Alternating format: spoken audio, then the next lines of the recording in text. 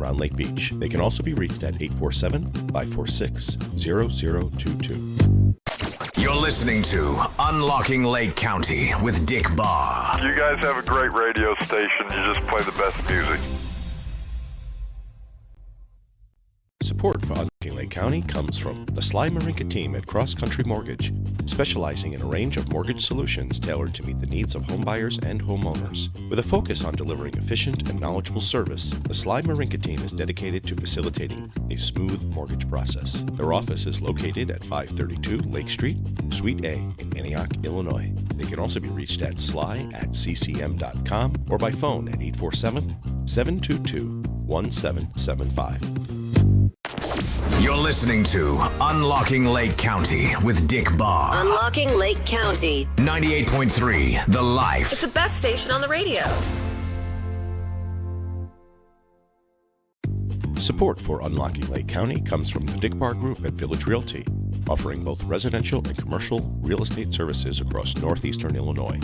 Find us at our office located at 1915 East Grand Avenue in Lindenhurst, or visit us online at www.dickbarr.com. For a personal real estate experience, they can also be reached at 847-579-9736. At the Dick Barr Group, your property goals are their mission. You're listening to Unlocking Lake County. Unlocking Lake County. With Dick Barr. 98.3, The Life. Support for Unlocking Lake County is provided by Fidelity National Title Insurance Company, offering title insurance and real estate services. With origins tracing back over 150 years, Fidelity National Title facilitates secure closing processes for buyers, sellers, and real estate professionals. Anyone looking for more information can find them on the web at www.fntic.com. Fidelity National Title has offices located all throughout Lake and McHenry counties. You're listening to Unlocking Lake County with Dick Barr. You guys have a great radio station. You just play the best music. Support for Unlocking Lake County is provided by Harder and Shotland Law Firm, offering legal services across various areas including criminal defense, real estate, family law, and more. Harder and Shotland is committed to addressing the legal needs of individuals and businesses with a focus on thorough and knowledgeable representation. Information on Harder and Shotland Law Firm can be found at hardershotland.com or by visiting their office at 625 West Rollins Road in Round Lake Beach. They can also be reached.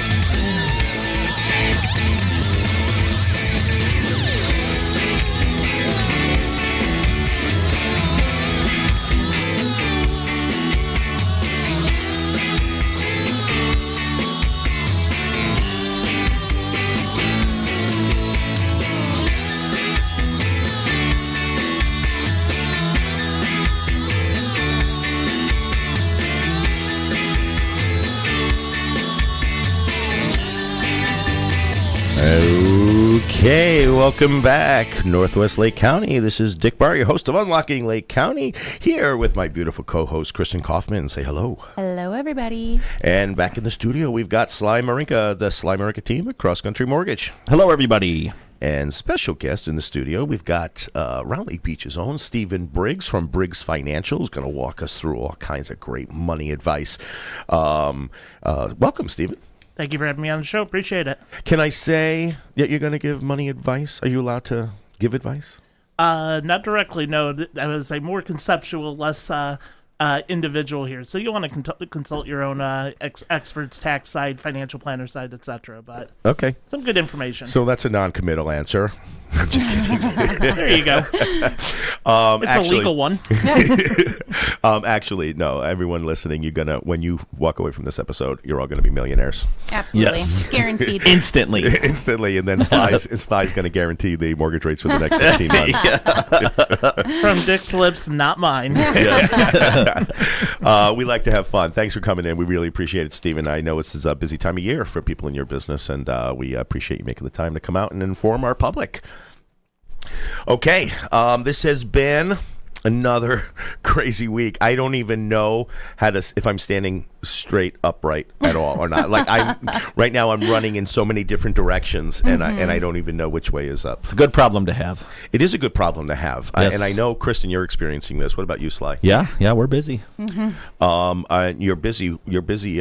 Is it purchases, refis? What's going on? Purchases a little bit. Got a couple contracts this week working on.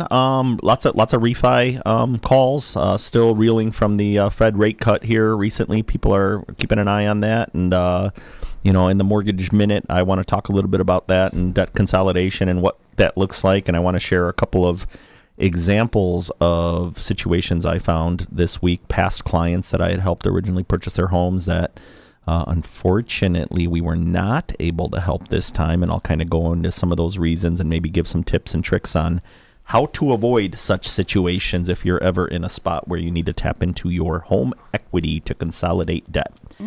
So, yeah, all in all, good week. And I know you're going to get into this later. Yeah. But the one thing I wanted to kind of touch on was the thing you were talking before the show started about. It made me think. Because we're always talking about, hey, rates are high. Don't make your move yet. Don't make your move yet. Yeah. And that's not always the right advice for everyone.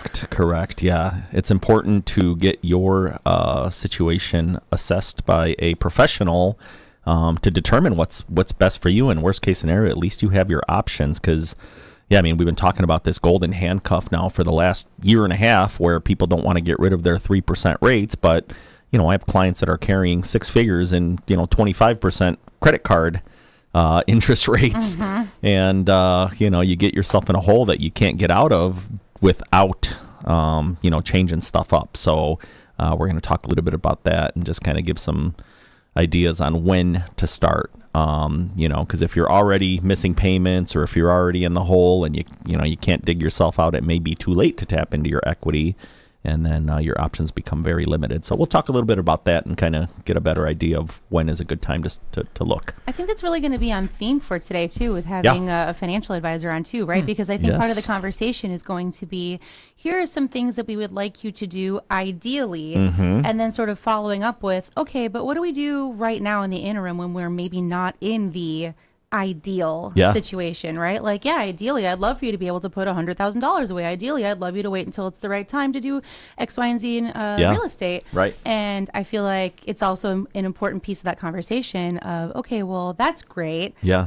That's not where I'm at right now. So let's talk about bridging that gap between then and now. What steps can I be doing now instead? And I think that that'll be a really good theme for today's show. And I think with coming up, typically in November is when you can expect to get that escrow adjustment, and that's coming up here. And if you're already struggling with barely staying afloat, and now you get a letter from your mortgage company come November, and they say, oh, your payment's going to go up, $400 a month next year to catch up for, the taxes that have gone up and the insurance. I mean, that's just another, feels like a punch in the gut when you get that letter. And if you're already struggling, it may not make sense to wait until the rates go back down to 5%. You may be needing to get something done sooner rather than later. So important time of year to kind of think about these things and have the conversation. That's all we're asking. Yeah, absolutely. And that's exactly really, Stephen, what you had said. It was very poignant because everyone's circumstances are different. Yes. And what might be good strategy for me might not be for you, might not be for you. So everything we talk about, and Kristen, you hammer this point home over and over and over again, which is It's important to talk to the professionals. Don't assume you know what the right thing to do is just because you saw it on TikTok. Yes. Right. And that's why we bring people in here. We bring them in to have these conversations and give you ideas, things that you might do, things that you might prepare for. But what I found in my life, when I was a kid, back when we still had diskettes for software, like it would take 30 disks to load, Microsoft Word on there. We would do everything we can to, get pirated copies of it, right? And we would set our computer clocks back, and we would make copies, and you would share. It eventually became such a hassle that finally we just said, you know what? It's a couple $100. Just buy it. And then you don't got to set your clocks back, and it screws up your calendars and then do all this stuff. And the same thing, we made that decision, maybe a decade ago when we made that decision to just say, hey, stop pretending we have to know it all. It became so much better for us to just find professionals that know how to do this. Because if I was to try to do read a prospectus on a business, it would take me a month to understand what I'm looking at and then cross-researching everything I'm finding. Whereas I'm assuming, Stephen, I can say, hey, look into this company for me. And then you're gonna do the research. You might even know most of it, but you're gonna know all the terminology, so there's no learning curve. Well, certainly no, and it is a matter of kind of knowing where your lane is, but also just if you decide I'm gonna go and research this, I can do this. Could you do all that work? Yes. How much time? How much of your life are you gonna suck away going on the internet, sifting through what's true, what's partially true, what's not true, and a lot of it's not true. Yeah. And they're doing it. They're presenting you a half argument to try to sell you a product or sell you a service when that you just don't have a complete set of information versus having someone that's just universally more objective in terms of helping you evaluate and run those decision trees with you, so that you're making an informed decision based on where you're at, not based on what the internet would like to hand you, essentially. That's a great point. Yeah. I find it, Kristen, you'll appreciate this. In our business, we're constantly researching what marketing works, what marketing doesn't work, right? Yeah. And sometimes we even make mistakes. We invest in a certain marketing, either a certain marketing platform, a different avenue, a different style, or different tactics. Yeah. But we test those in the market to find out what works, what doesn't work. If I've got a lot of write-offs from all of the failed marketing expenses. The nice thing about the internet is, it used to be we knew half of our marketing worked. We didn't know which half.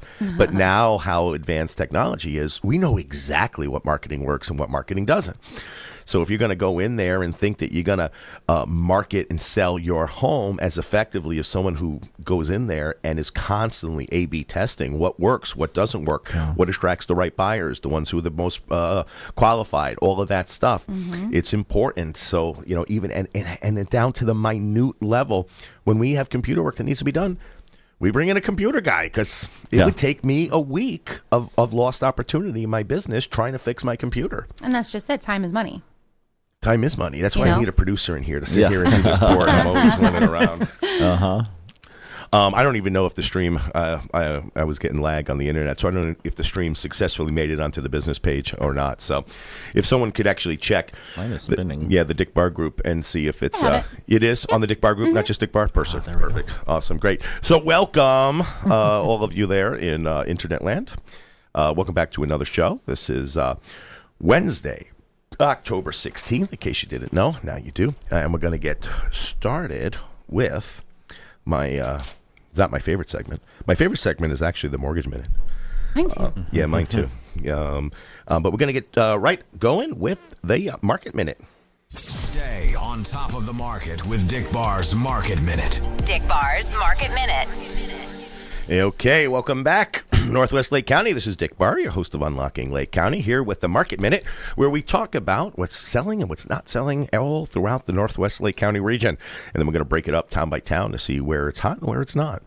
So currently, in the entire region of Northwest Lake County, we're sitting on 242 active listings, highest it's been all year. We have 29 new listings this week, slightly down from last week's 39. 41 properties have gone under contract in the past week, which is about the same as the prior week. 181 homes have gone under contract in the past 30 days, which is up by 20 from the prior month. Days on market average is 28 days with a 1.3 month supply of inventory. And you see that's creeping up. Most of this year we've spent under a month. Now we're at 1.3 is our average.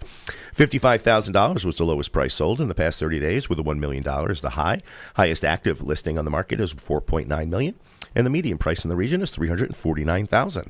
Now on over to Antioch, where they're sitting on 47 active properties. That's the highest in the region. 6 new listings this week, about half of last week, where there was 11. 7 homes have gone under contract in the past 7 days, about the same as the prior 7. 30 homes have gone under contract in the past 30 days, up from 20 in the prior month. Days on market average, this is a good number. It's the lowest in the region. It's only 19 days.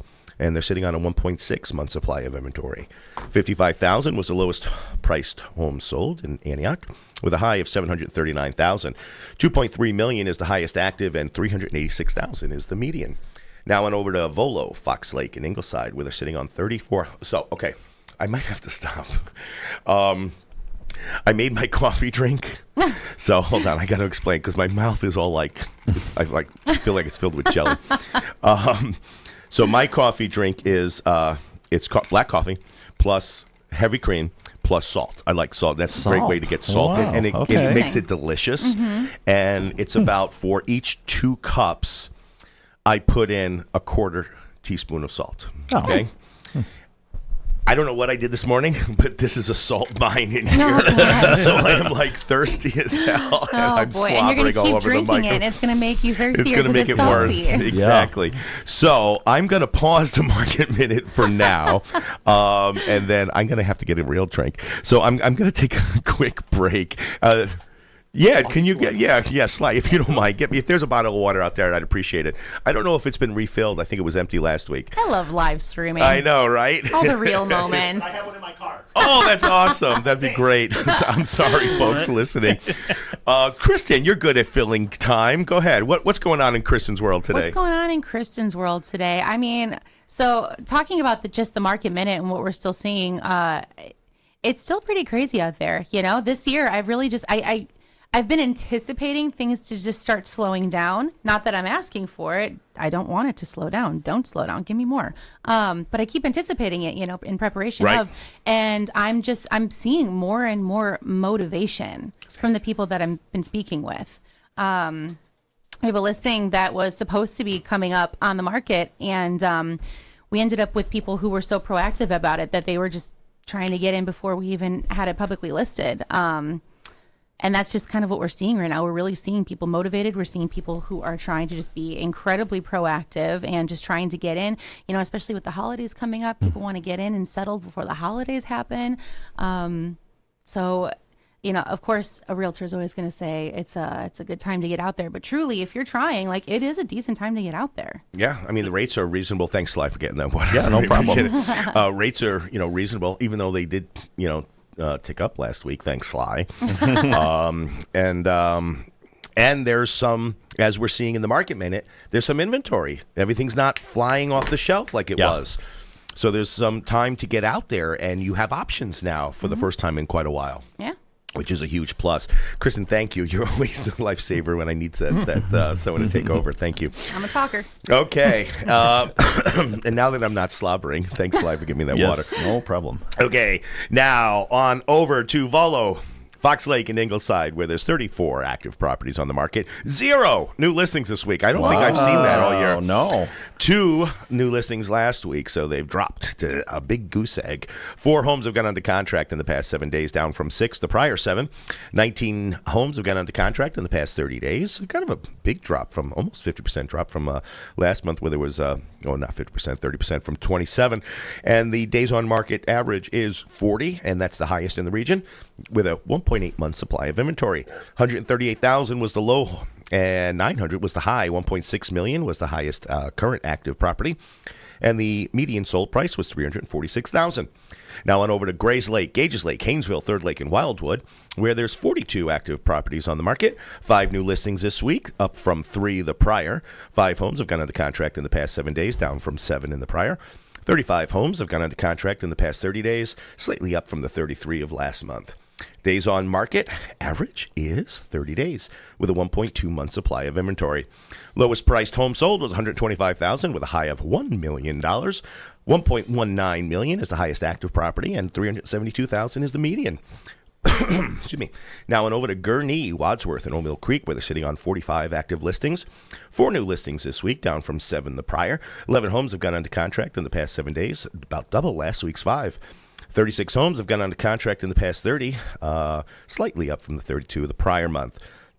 And we're 27 days is the days on market average, 1.3 month supply of inventory. 260,000 is the lowest priced home sold, and 780 is the high. 4.9 million is the highest active, with a 382,000 median.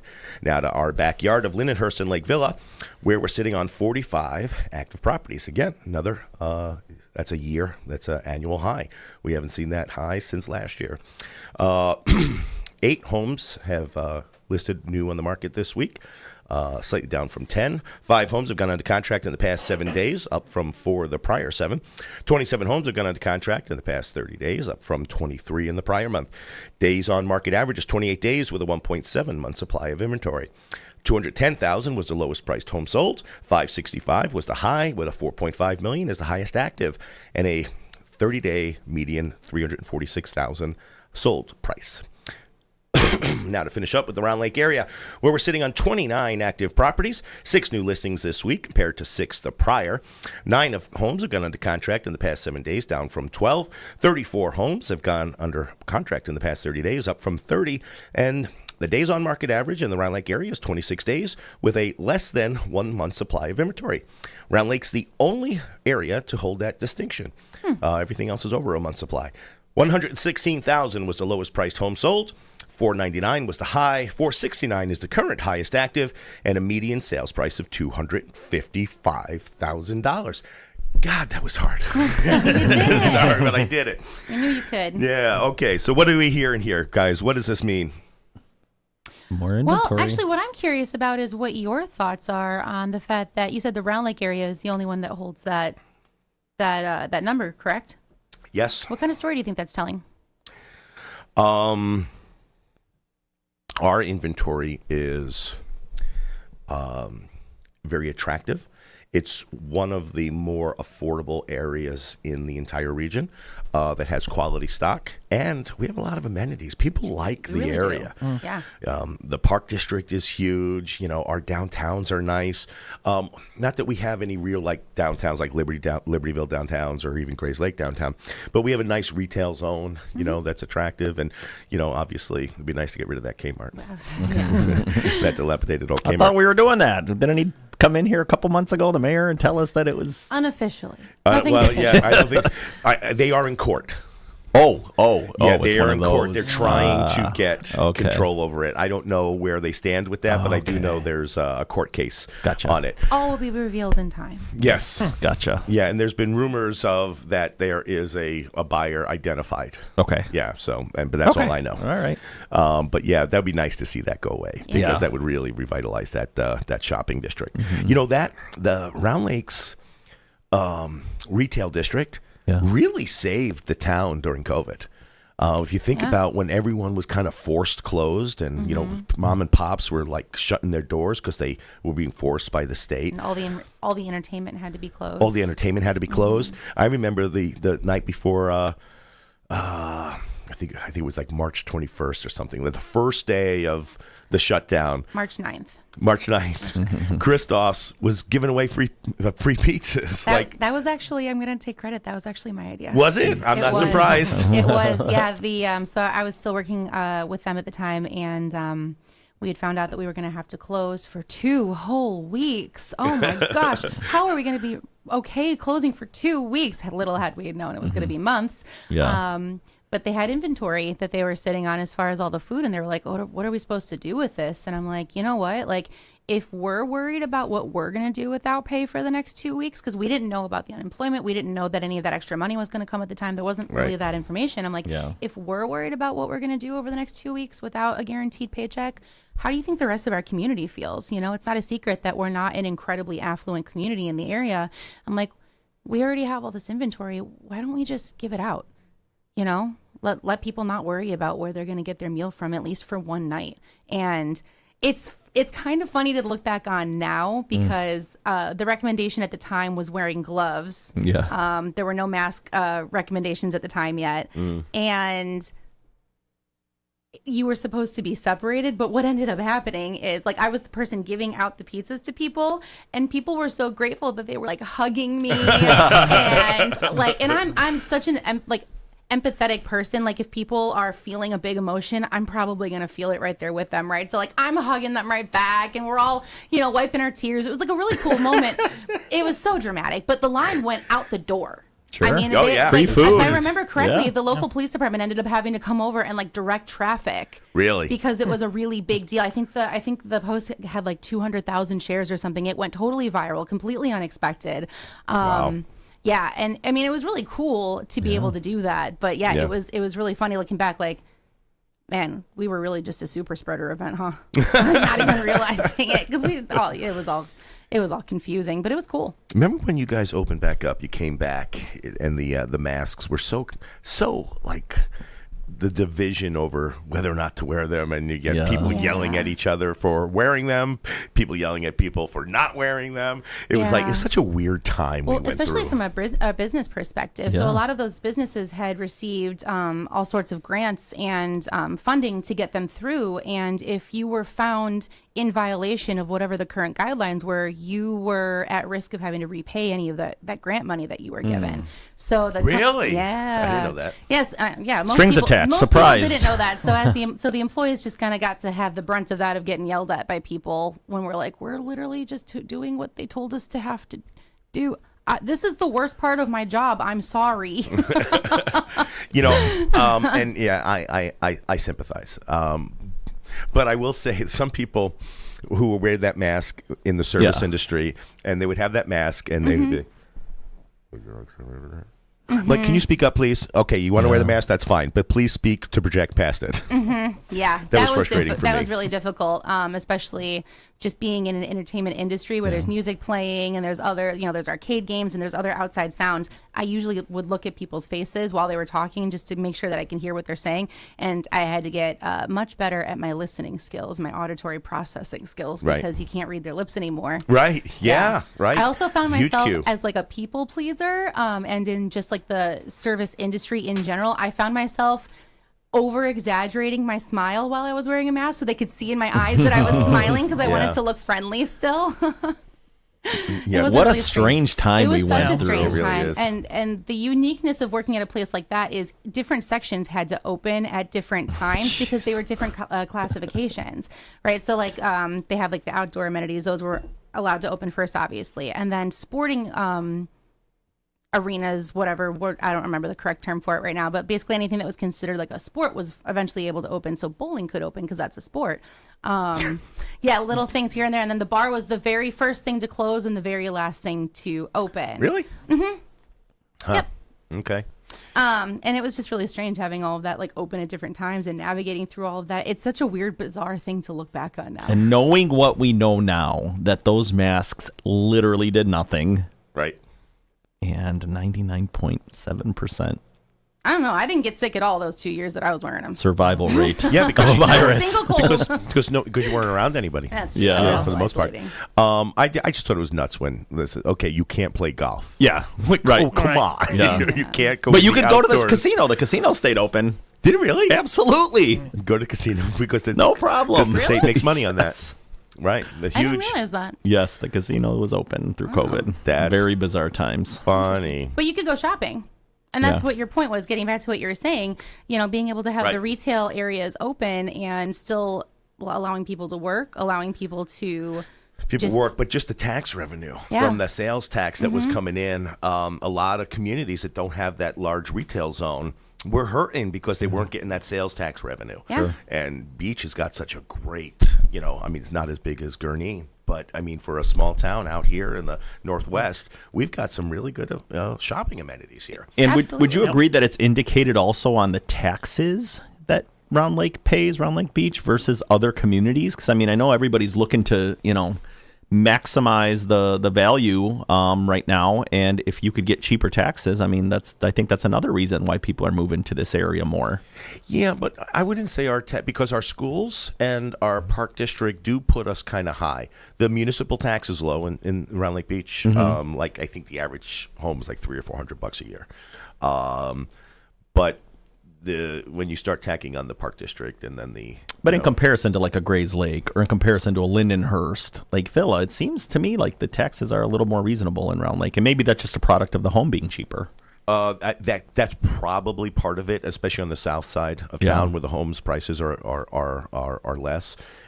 You're going to see that effect. From a tax rate, I think we're at I think this year we're a 10 or 11% tax rate, which is pretty. Pretty Grace high. Lake is a little bit higher. Lake Villa's got a high village tax. Yeah. And I think maybe because it's a smaller population, I think their population's only about 7,000 people.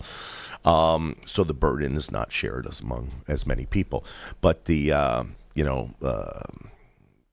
Lake Villa doesn't have a park district, so it's offset there. Go ahead, Stephen. Well, and they're still working on trying to build out that business area where they've been doing, a fair amount of, improvements in and around Grand and so forth. But at the end of the day, I mean, they just put out a survey here a couple of days ago asking for what do you want to see on Grand Ave, because you have Harbor Brewing, you have Galati's, you got O'Toole's, and then Lake Villa Restaurant. And there you have it. Then the rest of it, you have salons and so forth, but you really don't have an entertainment quarter. You don't have a retail quarter. You have virtually no retail down there. So, they're still trying to figure out what they want sewing to be. machines. Well, there you go. What you have to say, but go to the sewing machine district of Lake Villa. Well, there you go. Or gas tank. Don't they that's have a heck of a thread we got tanks? going here. So I'm hearing there's some opportunity down there, folks. Oh, there's tons of opportunity. Absolutely. I think Lake Villa is an untapped resource for potential. I agree. really think. Yeah. See, they got the mansion over there. They've got the Lehman Park. They've got the Cedar Lake beachfront.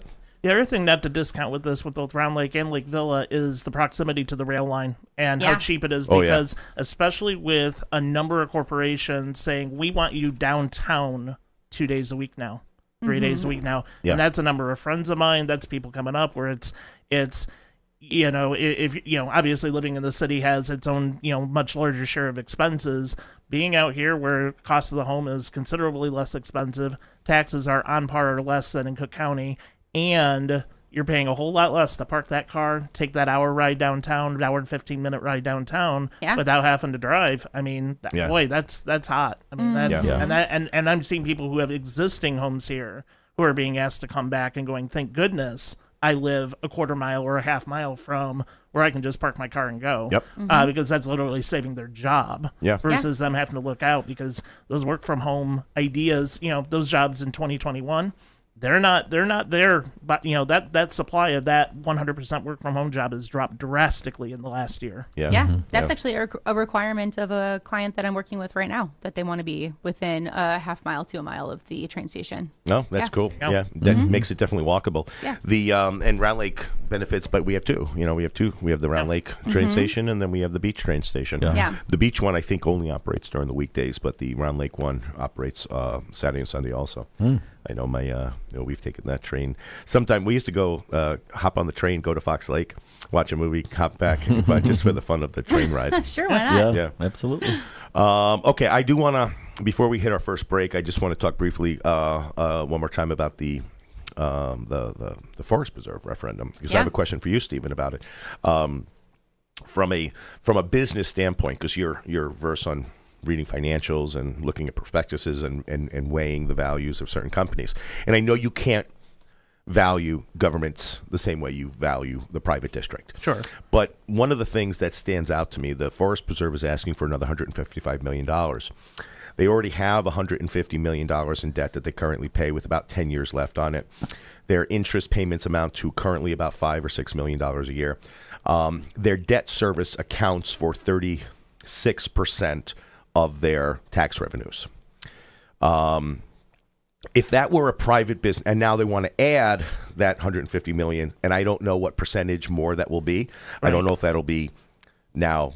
I'm sure it won't double that percentage to 72%. That doesn't make sense. But let's say it's 40 or 50%.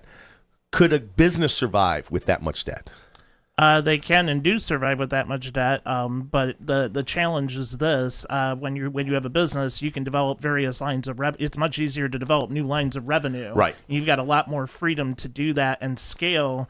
Where that risk management proposition is very different. One of the things I'm concerned about, without stating a particular opinion on it, is in this interest rate environment, and right. where if you're going to have to go into the municipal bond market and go and say, we're going to go and take out this debt now, I just question, is this the time? Because I'm looking at this going, it's the goal can be noble, and at the same time, the timing can just not be the right time. And I have to make those types of decisions as a business owner as well, where it's just one of those, like, would love to do this. However, you just have to really be thinking from a risk management standpoint of, what if we were to see a significant unemployment event? And what if that ends up tanking a portion of your tax base? Then how are you planning to handle that debt resolution in that scenario? And with where debt levels are and some of the things that have kind of swirled around the office this morning in terms of credit card default rates are at near all-time highs. Mm-hmm. Credit card interest rates are at all-time highs. Going back over 30 years, credit card rates have never been higher than they are right now. So I see that environment, and I'm tenuous as a financial planner, and I have been tenuous for over a year now regarding where this is headed, the potential impact on unemployment. There's a lot of bad debt out there in commercial real estate. When you're taking a look at bad corporate debt, lots of bad corporate debt. And so if those are the risks, that's the backdrop, and you're saying, let's lever, I'm not a fan. I'm not a fan. Yeah. My wife showed me, we had to get new tires for my daughter's car, and she went to Discount Tire, and they offered her, a credit card to, the store credit card. 36. No, it was 34 or 36. It was either 34 or 36% interest rate, and if you miss a payment, it goes up to 39. Yeah. Can you imagine that? Yeah. What happened to the usury laws? I saw that in my, so I had a Macy's card for a sofa I paid off years and years ago, and they sent me a new statement. I saw that, I'm sitting on an 820 credit score, and they sent me a 34% APR, and I chuckled. I'm just going, well, that's cool. I mean, there's no, but what that is, and you go, well, why is that? And they go, because there's been so many losses from delinquent default rates. Credit cards. Yeah. I mean, that's literally why Chicago-based Discover is selling or trying to sell to Capital One, is because they're just eating losses left and right, and the only lever they have left to pull is to jack that interest rate up and hope people will pay it. Like, I mean, that's it. Otherwise, there is no other revenue lever, and I would not say the credit market's improving for anybody. So, there you go. Interesting. It is interesting. Okay, so thanks for joining us on the first half hour. We're going to take a quick break, and we'll be right back. Unlocking Lake County with Dick Barr will return in just a few moments after these important messages. Don't touch that dial.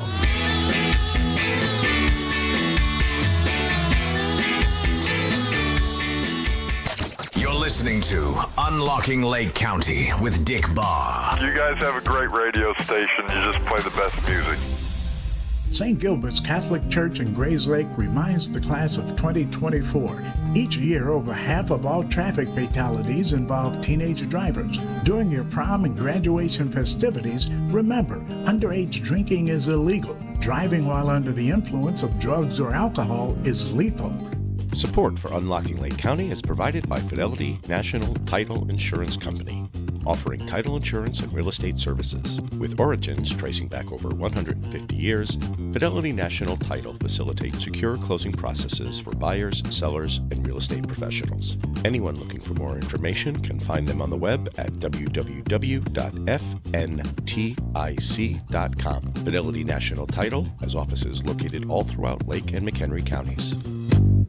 You're listening to Unlocking Lake County with Dick Barr. You guys have a great radio station. You just play the best music.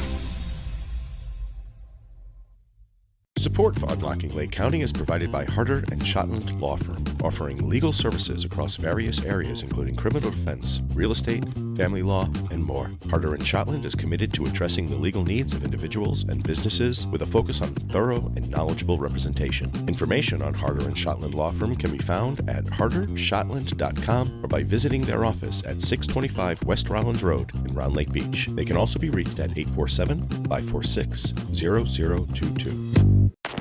You're listening to Unlocking Lake County with Dick Barr. Unlocking Lake County. 98.3 The Life. It's the best station on the radio.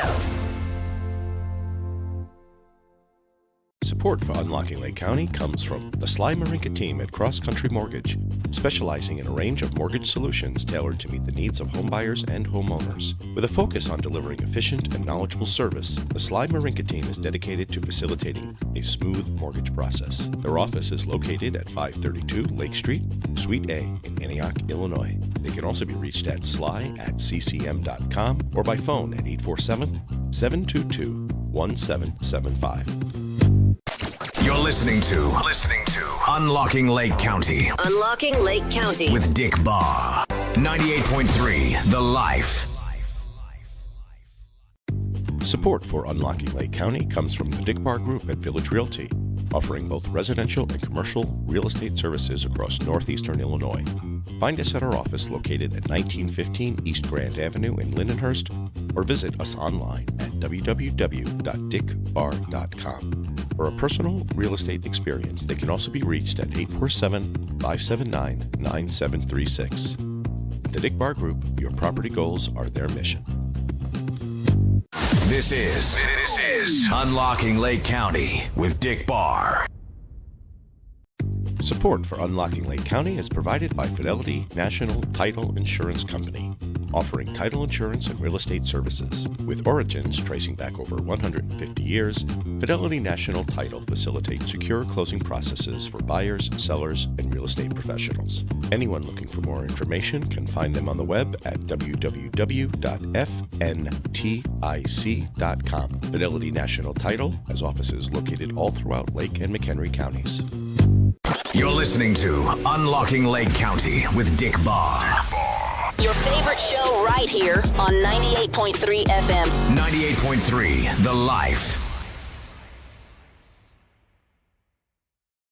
Support for Unlocking Lake County is provided by Harder and Shotland Law Firm, offering legal services across various areas including criminal defense, real estate, family law, and more. Harder and Shotland is committed to addressing the legal needs of individuals and businesses with a focus on thorough and knowledgeable representation. Information on Harder and Shotland Law Firm can be found at hardershotland.com or by visiting their office at 625 West Rollins Road in Round Lake Beach. They can also be reached at 847-546-0022. Unlocking Lake County. 98.3 The Life. Support for Unlocking Lake County is provided by Harder and Shotland Law Firm, offering legal services across various areas including criminal defense, real estate, family law, and more. Harder and Shotland is committed to addressing the legal needs of individuals and businesses with a focus on thorough and knowledgeable representation. Information on Harder and Shotland Law Firm can be found at hardershotland.com or by visiting their office at 625 West Rollins Road in Round Lake Beach. They can also be reached at 847-546-0022. You're listening to Unlocking Lake County with Dick Barr. You guys have a great radio station. You just play the best music. Support for Unlocking Lake County comes from the Sly Marinka team at Cross Country Mortgage, specializing in a range of mortgage solutions tailored to meet the needs of homebuyers and homeowners. With a focus on delivering efficient and knowledgeable service, the Sly Marinka team is dedicated to facilitating a smooth mortgage process. Their office is located at 532 Lake Street, Suite A in Antioch, Illinois. They can also be reached at sly@ccm.com or by phone at 847-722-1775. You're listening to Unlocking Lake County with Dick Barr. Unlocking Lake County. 98.3 The Life. It's the best station on the radio. Support for Unlocking Lake County comes from the Dick Barr Group at Village Realty, offering both residential and commercial real estate services across northeastern Illinois. Find us at our office located at 1915 East Grand Avenue in Lindenhurst, or visit us online at www.dickbarr.com. For a personal real estate experience, they can also be reached at 847-579-9736. At the Dick Barr Group, your property goals are their mission. You're listening to Unlocking Lake County. Unlocking Lake County with Dick Barr. 98.3 The Life. Support for Unlocking Lake County is provided by Fidelity National Title Insurance Company, offering title insurance and real estate services. With origins tracing back over 150 years, Fidelity National Title facilitates secure closing processes for buyers, sellers, and real estate professionals. Anyone looking for more information can find them on the web at www.fntic.com. Fidelity National Title has offices located all throughout Lake and McHenry counties. You're listening to Unlocking Lake County with Dick Barr. You guys have a great radio station. You just play the best music. Support for Unlocking Lake County is provided by Harder and Shotland Law Firm, offering legal services across various areas including criminal defense, real estate, family law, and more. Harder and Shotland is committed to addressing the Lake County with your host, Dick Barr.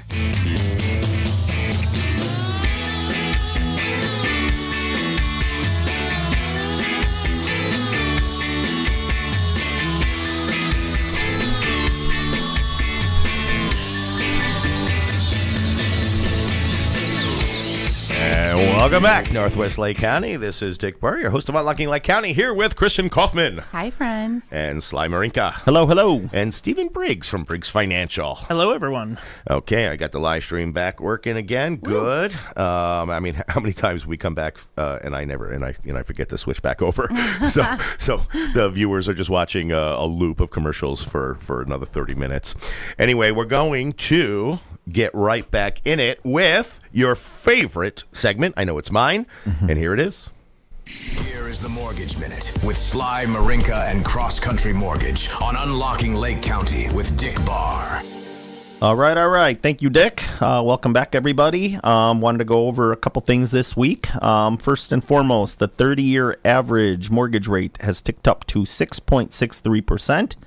That's only up 0.01% from last week. Last week's average was 6.62%, so barely up at all. Kind of a little lull in rates climbing up, but still significantly higher than the 6.09% average we saw right before the Fed meeting in September.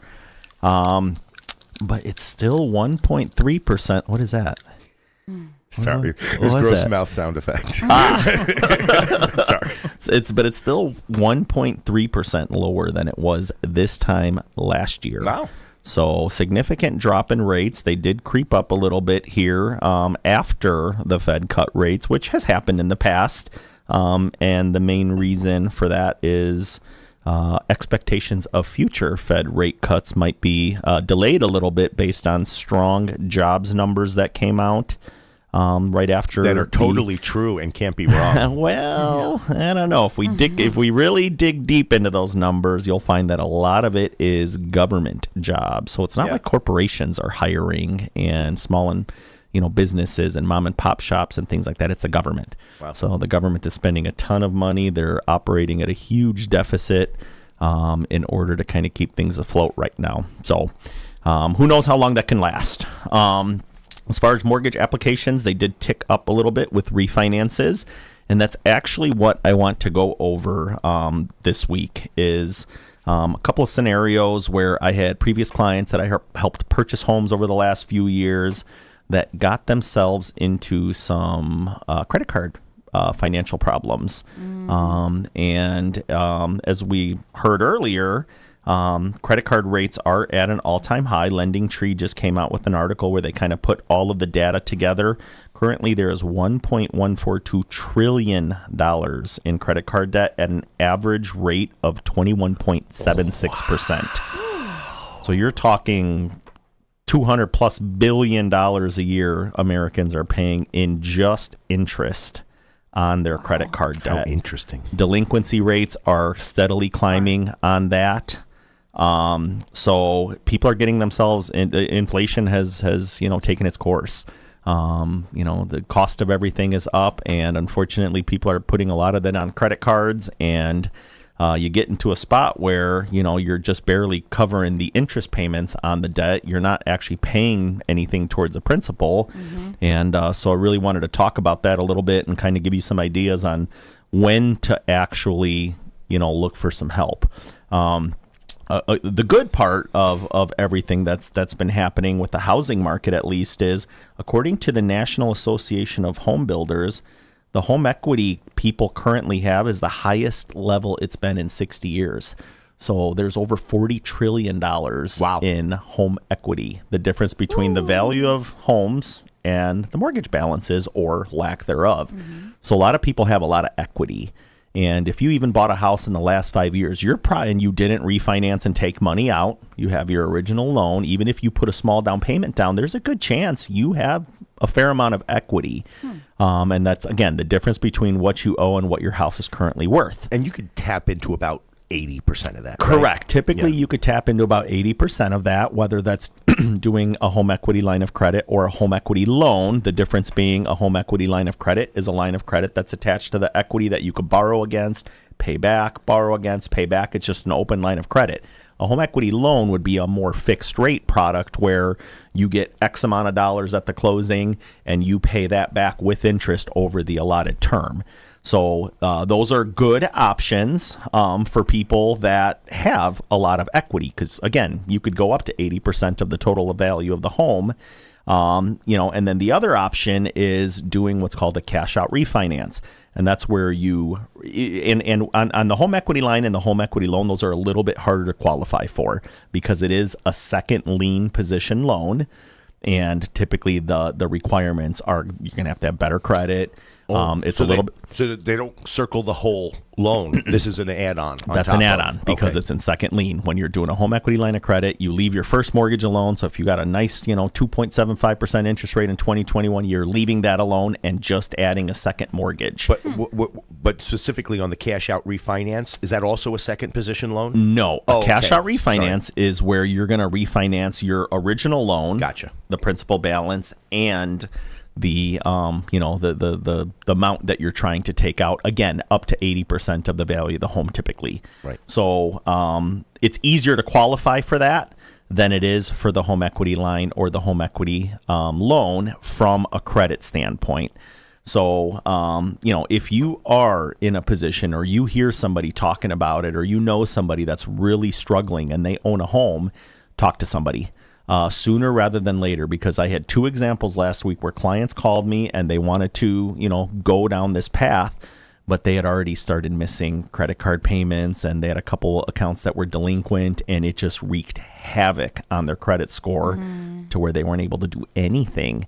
And both of these cases, the people aren't going to qualify to do, at least I don't think they're going to qualify to do a bankruptcy or anything like that because of their income levels and because of their equity they have in their homes. And it just, they just let it get too far along. So if you are even in a position, and we just talked about it earlier, remember in November is when you typically can expect to see the escrow analysis done on your mortgage. And we know that in a lot of places in Lake County, taxes have gone up, insurance rates have gone up.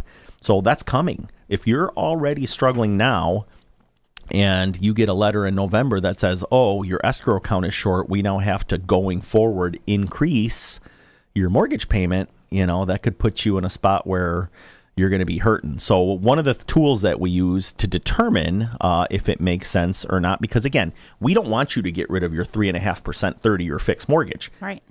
But if you have $80,000 at 25% that you're paying interest on, we can do a blended rate analysis and say, okay, if we look at what you're really paying on all of your debt together, even if you do refinance that down to 6.5% or 6.75%, huge savings. You're still saving $2,000 a month. And now you're potentially not going to be missing those mortgage payments, or missing those credit card payments. You're actually paying back principal. You're not just paying interest and, staying in a bad spot. We don't see things getting any better on the credit front anytime soon. Credit card rates don't seem to be falling. Again, delinquency rates are on the rise and everybody suffers for that when people are missing their payments. So very, very important. Talk to somebody sooner rather than later. Don't wait until you got your last dollar and you don't know if you're going to pay your mortgage this month or if you're going to pay your credit card. It's too late then. You're very unlikely to be able to tap into the home equity once you're at that stage. So very important to talk about it sooner.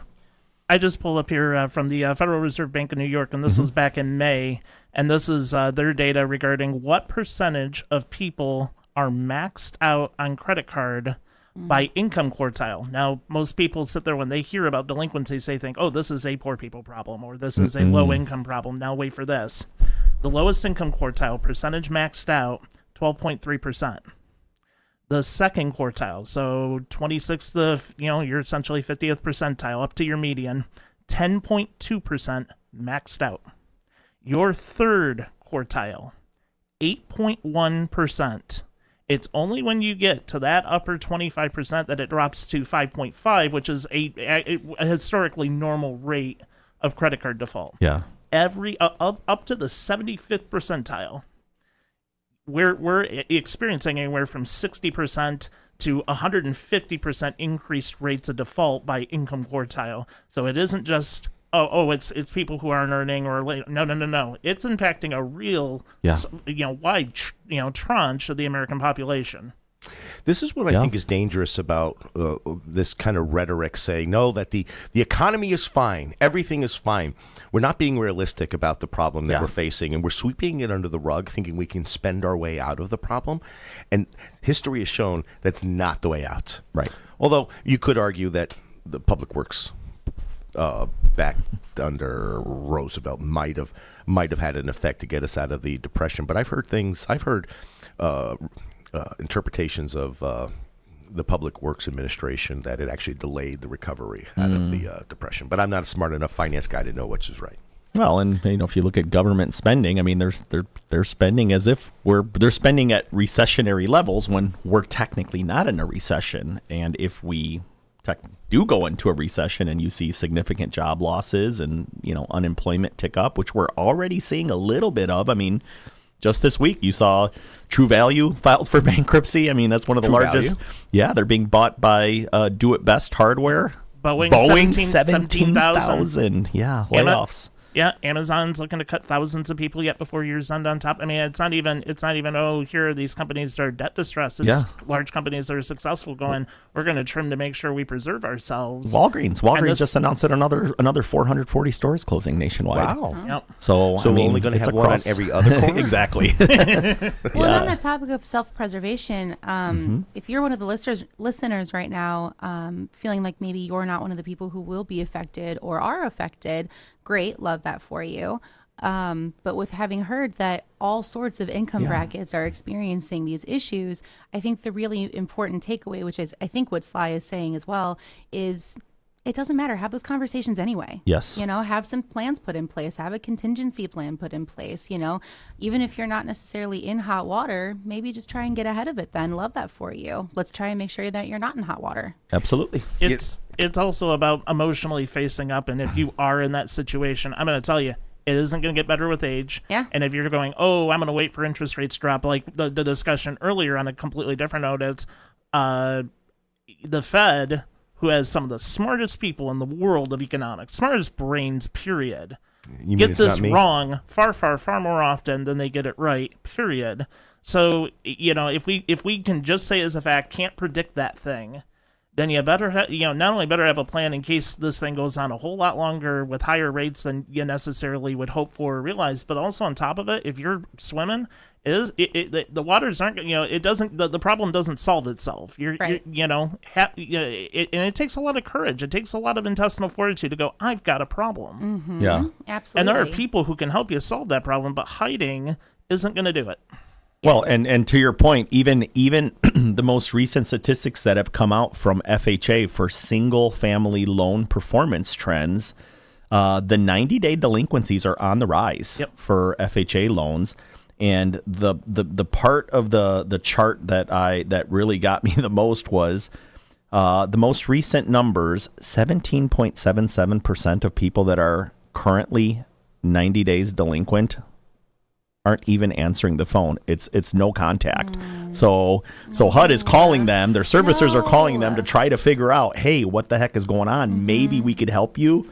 And it's up to 17.77%. And if you look at this chart, which I could post, if you want me to, the average is probably somewhere around 5% of people normally don't answer the phone. They just hope the problem will go away. It really it's is. Currently at 17.7%. That happen. So I have history of working with so I worked for a debt collection law firm in a past life, and something similar that we would see, right? Like the company that I worked for was also just a debt collection service as well as doing the litigation side of things. And I mean, it would be attempt after attempt after attempt of getting a hold of a debtor, and just after no contact, at some point, litigation has to start, right? And then once they get that notification that there's legal proceedings, then all of a sudden they're on the phone like, oh, let's work out a settlement plan. And it's like, I'm so sorry. That already your wage garnishment is happening now. I'm so sorry.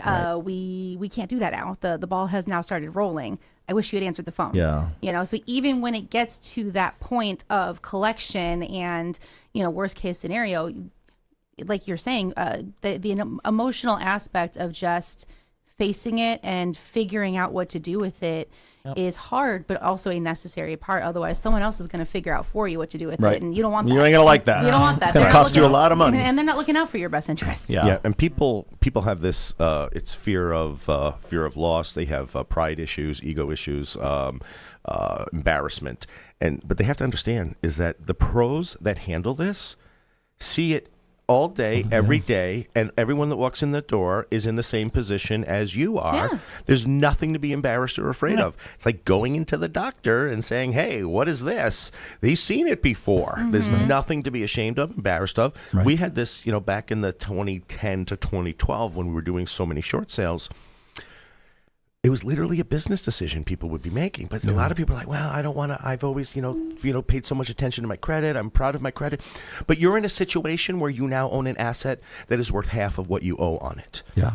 And there's a business decision that is in place for you to take advantage of to eliminate that toxic upside down asset from your life. And it's a matter of just making that decision to do it. Talk to the pros. They can get you, they can't magically wave a wand and fix it for you. It's going to be painful, but you have to go through it. Right. Well, and I think a big part of it too is people just also don't know who to call or what to even start doing about it, right? Because there, of course, is ego and there's embarrassment and there's shame surrounding financial issues. But I also think that there is just a complete lack of how to and what your first step should even be, what your first call should even be. And if you're not someone who is lucky enough to have someone in your sphere who has some kind of an idea of who to call or what to do, I think that's another big reason why people tend to just put their head in the sand, because they just don't even know how to start addressing it, which is why I think it's really cool that we have this show and that we have these conversations, because, even if one of our listeners hears this and is in the situation, they at least now have a roadmap of where to start. Right. Yeah. And you also, let's say they wanted to start by calling you, Stephen, to ask professional advice. Sure. How would they reach you? Literally, they'd pick up the phone and, or I would say, when they check us out on the internet or whatever, they literally can just schedule a time. I mean, so go right on there, drop in a time, and we're chatting on Zoom within a day. Okay, so if they wanted to call you, how do they reach you? What's your number? 517-242-7804. You go that 517 number. I've kept that thing since I was 18 years old. I'm 41. Where's it from? That's the mid-Michigan Lansing area. So you can I would say, and at that time also further north up in Mount Pleasant, that's my alma mater, Central Michigan. And Central Michigan University, and just give us a call, 517-242-7804, and whether I'm picking up or leave a quick message, we'll schedule a time and get a conversation going. Yeah. Okay. Great. And just and we'll go over the. I just want to know too. What's the website? Is it BriggsFinancial.com? It is Briggs Wealth, BriggsWealth.com. BriggsWealth.com. Okay, cool. Okay, so we're going to take one more break, and then we're going to come back and have a full conversation with Stephen, and that's when he's going to give us all the guaranteed winning strategies, right? He went quiet.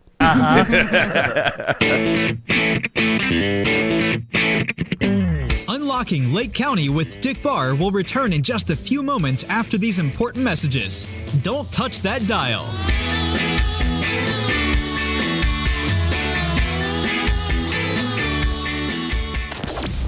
listening to Support for Unlocking Lake County is provided by Fidelity National Title Insurance Company, offering title insurance and real estate services. With origins tracing back over 150 years, Fidelity National Title facilitates secure closing processes for buyers, sellers, and real estate professionals. Anyone looking for more information can find them on the web at www.fntic.com. Fidelity National Title has offices located all throughout Lake and McHenry counties. You're listening to Unlocking Lake County with Dick Barr. You guys have a great radio station. You just play the best music. Support for Unlocking Lake County is provided by Harder and Shotland Law Firm, offering legal services across various areas including criminal defense, real estate, family law, and more. Harder and Shotland is committed to addressing the legal needs of individuals and businesses with a focus on thorough and knowledgeable representation. Information on Harder and Shotland Law Firm can be found at hardershotland.com or by visiting their office at 625 West Rollins Road in Round Lake Beach. They can also be reached at 847-546-0022. You're listening to Unlocking Lake County with Dick Barr. Unlocking Lake County. 98.3 The Life. It's the best station on the radio. Support for Unlocking Lake County comes from the Sly Marinka team at Cross Country Mortgage, specializing in a range of mortgage solutions tailored to meet the needs of homebuyers and homeowners. With a focus on delivering efficient and knowledgeable service, the Sly Marinka team is dedicated to facilitating a smooth mortgage process. Their office is located at 532 Lake Street, Suite A in Antioch, Illinois. They can also be reached at sly@ccm.com or by phone at 847-722-1775. You're listening to Unlocking Lake County. Unlocking Lake County with Dick Barr. 98.3 The Life. Support for Unlocking Lake County comes from the Dick Barr Group at Village Realty, offering both residential and commercial real estate services across northeastern Illinois. Find us at our office located at 1915 East Grand Avenue in Lindenhurst, or visit us online at www.dickbarr.com. For a personal real estate experience, they can also be reached at 847-579-9736. At the Dick Barr Group, your property goals are their mission. This is Unlocking Lake County with Dick Barr. Support for Unlocking Lake County is provided by Fidelity National Title Insurance Company, offering title insurance and real estate services. With origins tracing back over 150 years, Fidelity National Title facilitates secure closing processes for buyers, sellers, and real estate professionals. Anyone looking for more information can find them on the web at www.fntic.com. Fidelity National Title has offices located all throughout Lake and McHenry counties. You're listening to Unlocking Lake County with Dick Barr. Your favorite show right here on 98.3 FM. 98.3 The Life. Support for Unlocking Lake County is provided by Harder and Shotland Law Firm, offering legal services across various areas including criminal defense, real estate, family law, and more. Harder and Shotland is committed to addressing the legal needs of individuals and businesses with a focus on thorough and knowledgeable representation. Information on Harder and Shotland Law Firm can be found at hardershotland.com or by visiting their office at 625 West Rollins Road in Round Lake Beach. They can also be reached at 847-546-0022. Unlocking Lake County. 98.3 The Life. Support for Unlocking Lake County is provided by Harder and Shotland Law Firm, offering legal services across various areas including criminal defense, real estate, family law, and more. Harder and Shotland is committed to addressing the legal needs of individuals and businesses with a focus on thorough and knowledgeable representation. Information on Harder and Shotland Law Firm can be found at hardershotland.com or by visiting their office at 625 West Rollins Road in Round Lake Beach. They can also be reached at 847-546-0022. You're listening to Unlocking Lake County with Dick Barr. You guys have a great radio station. You just play the best music. Support for Unlocking Lake County comes from the Sly Marinka team at Cross Country Mortgage, specializing in a range of mortgage solutions tailored to meet the needs of homebuyers and homeowners. With a focus on delivering efficient and knowledgeable service, the Sly Marinka team is dedicated to facilitating a smooth mortgage process. Their office is located at 532 Lake Street, Suite A in Antioch, Illinois. They can also be reached at sly@ccm.com or by phone at 847-722-1775. You're listening to Unlocking Lake County with Dick Barr. Unlocking Lake County. 98.3 The Life. It's the best station on the radio. Support for Unlocking Lake County comes from the Dick Barr Group at Village Realty, offering both residential and commercial real estate services across northeastern Illinois. Find us at our office located at 1915 East Grand Avenue in Lindenhurst, or visit us online at www.dickbarr.com. For a personal real estate experience, they can also be reached at 847-579-9736. At the Dick Barr Group, your property goals are their mission. You're listening to Unlocking Lake County. Unlocking Lake County. With Dick Barr. 98.3 The Life. Support for Unlocking Lake County is provided by Fidelity National Title Insurance Company, offering title insurance and real estate services. With origins tracing back over 150 years, Fidelity National Title facilitates secure closing processes for buyers, sellers, and real estate professionals. Anyone looking for more information? Welcome back to Unlocking Lake County with your host, Dick Barr.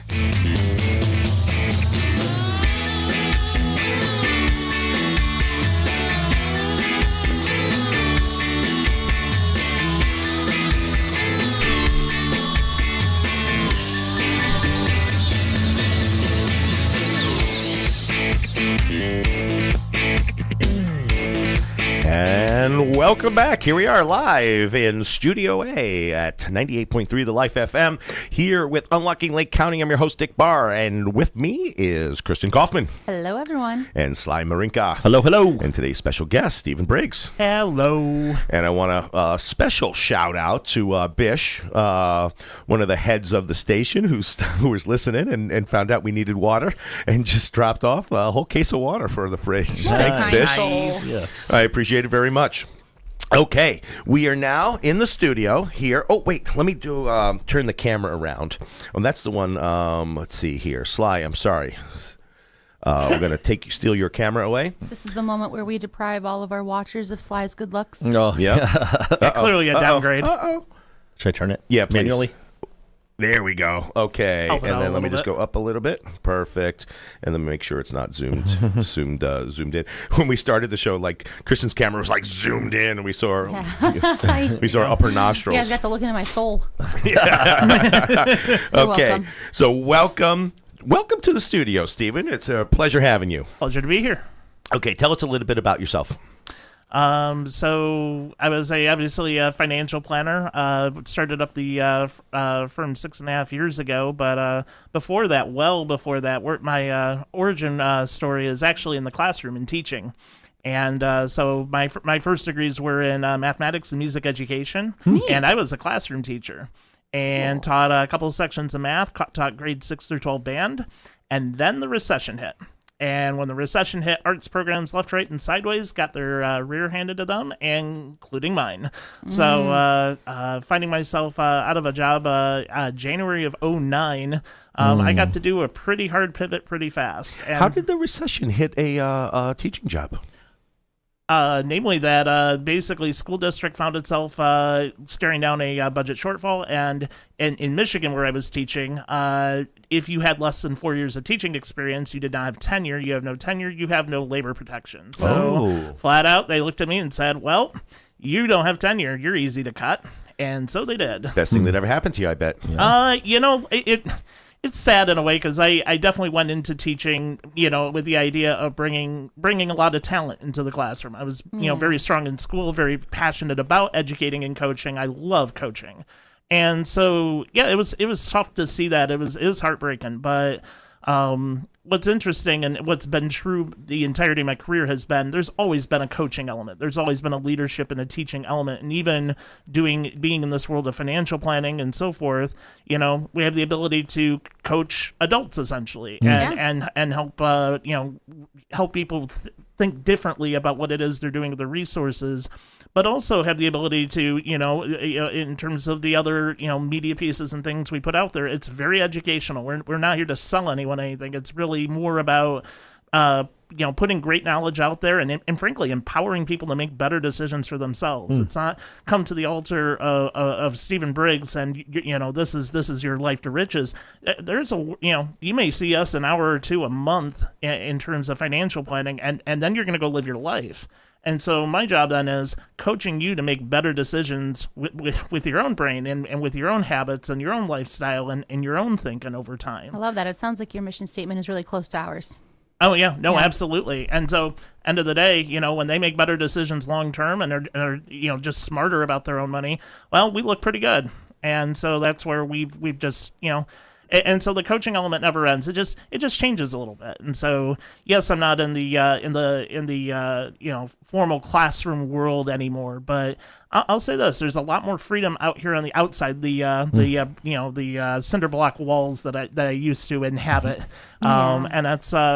At times it's a little bittersweet. I won't lie. I mean, I love the kids, and kids are amazing. Yeah. And I taught middle school and high school, and people go, "Oh, middle schoolers are tough." I'm like, middle schoolers are not tough. Middle schoolers are amazing. You just have to have a flexible sort of mindset for them a little bit, and a degree of patience. Yeah, patience is it. Well, at the end of the day, when they get shipped home, I mean, on the flip side, I don't have to deal with them the rest of the day, but I get the easy part. But no, so to that end, it's like I said, it's a little different application, but at the end of the day, still making the world a better place and still using the educator hat in a wide range of ways. So it's pretty cool. Talk to me about financial planning. What is that? What does it mean to be a financial planner? If someone comes in to say, "Hey, I want your advice," what are they looking for? So I'll give you what people think financial planning is, and frankly, how the profession teaches it real quick, and then I'm going to tell about how we do approach it a bit differently, because we are very different than most financial planning firms. Most financial planners aim towards working with the uppermost of the uppermost crust, top 1%. They can charge hundreds and hundreds of dollars an hour, and we're working with big numbers and avoiding taxes and planning, doing succession planning and so forth, and that is an element of financial planning, and that is a certain portion of the population that will that they really aim for. And then there's the rest of us, including myself, where I'm like, I'm not sitting on 8-9 figure net worth, it turns out. Sorry, ordinary, just like everyone else. But so then what does financial planning mean? It means then, okay, well then how do we manage our own finances? How do we look at our own risks and rewards and opportunities and come up with some sort of game plan that, not just, looking ahead down the road 30 years from now. What do I do this month? How do I live on the day-to-day? And how does that build into something bigger than what's currently in front of my face? And how do I avoid the various temptations, hi TikTok, hi Instagram, hi Pinterest, and so on, hi Amazon, that can take away and really, death by 1,000 swipes, put, boxes on your door that you're like, boy, I don't remember why I ordered that. And at the end of the day, you're going, well, why don't I have any retirement savings? Why is staring down my kids going to college a real struggle, And helping people kind of, again, it's not don't live life. I tell clients all the time, we're not life dictators, but we are here to sit there and help point out what does this look like. And so the way we do that is, as opposed to most financial planners and the way they teach it in master's degree programs. I do have a master's degree in personal financial planning.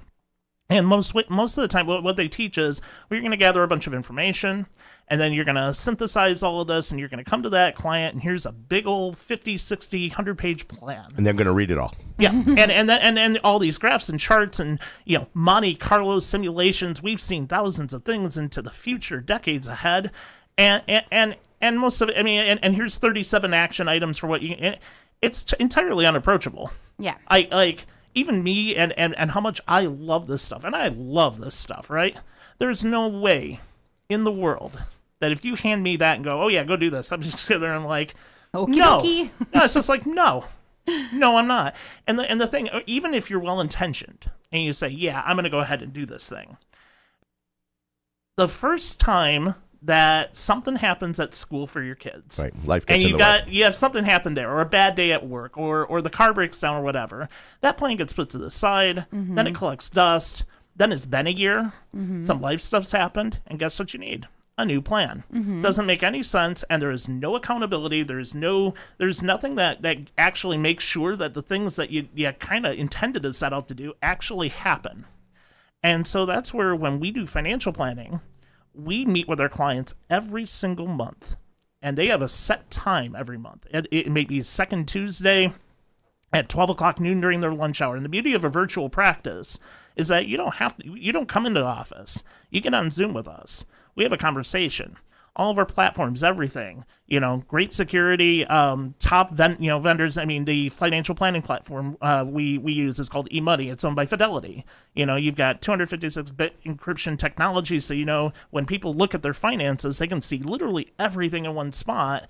But we're having a conversation, and that conversation could be during your lunch hour. That conversation could be after you put your kids to bed at night. One of the jokes I like to run is that since we've been virtual this entire time, since I opened up in 2018, I said I've been COVID ready this whole time. But the bottom line, you're doing Zoom before it was popular. Yeah, exactly. Well, I looked at it and said, why would I spend $30,000 on an office that I'm going to push that cost to clients when what they're paying for is between my 2 ears? Why would I do that? And that's on smart financial planning. Well, and it's competitive, frankly, because when I see, colleagues of mine charging, 50%. Let's not get into comparatives. No, that's fair. Yep. Thanks. Nope, that's fair. Thank you. But the bottom line is that it's just a means of making sure that we're really meeting where you are at that point. And, the idea of bringing, kids into the office or whatever, it's just, it's a whole rigmarole versus let's make this as easy as possible. For you to sit down and have an honest conversation. And sometimes that's talking about hard stuff. Sometimes that's talking about, kids having, maybe there's a family challenge that's going on and it's going to have a financial impact on things. Maybe it is a situation like we were talking about earlier where some debt has crept up over time. Yeah. And there need to be some serious and challenging decisions. I remember one of the ones early on was a client that was out in the Philadelphia area. And they're ready to have their second child. And we were talking childcare. And I said, guys, here's the deal. Between mortgage and everything else, you can't afford to live where you're living anymore. And that was a real gut punch. Yeah. But at the end of the day, going through and breaking it down, the numbers will never math out with what you're earning here. So you're going to have to move. Like you don't have a choice. You have a second child on the way. You're going to have to do these other things.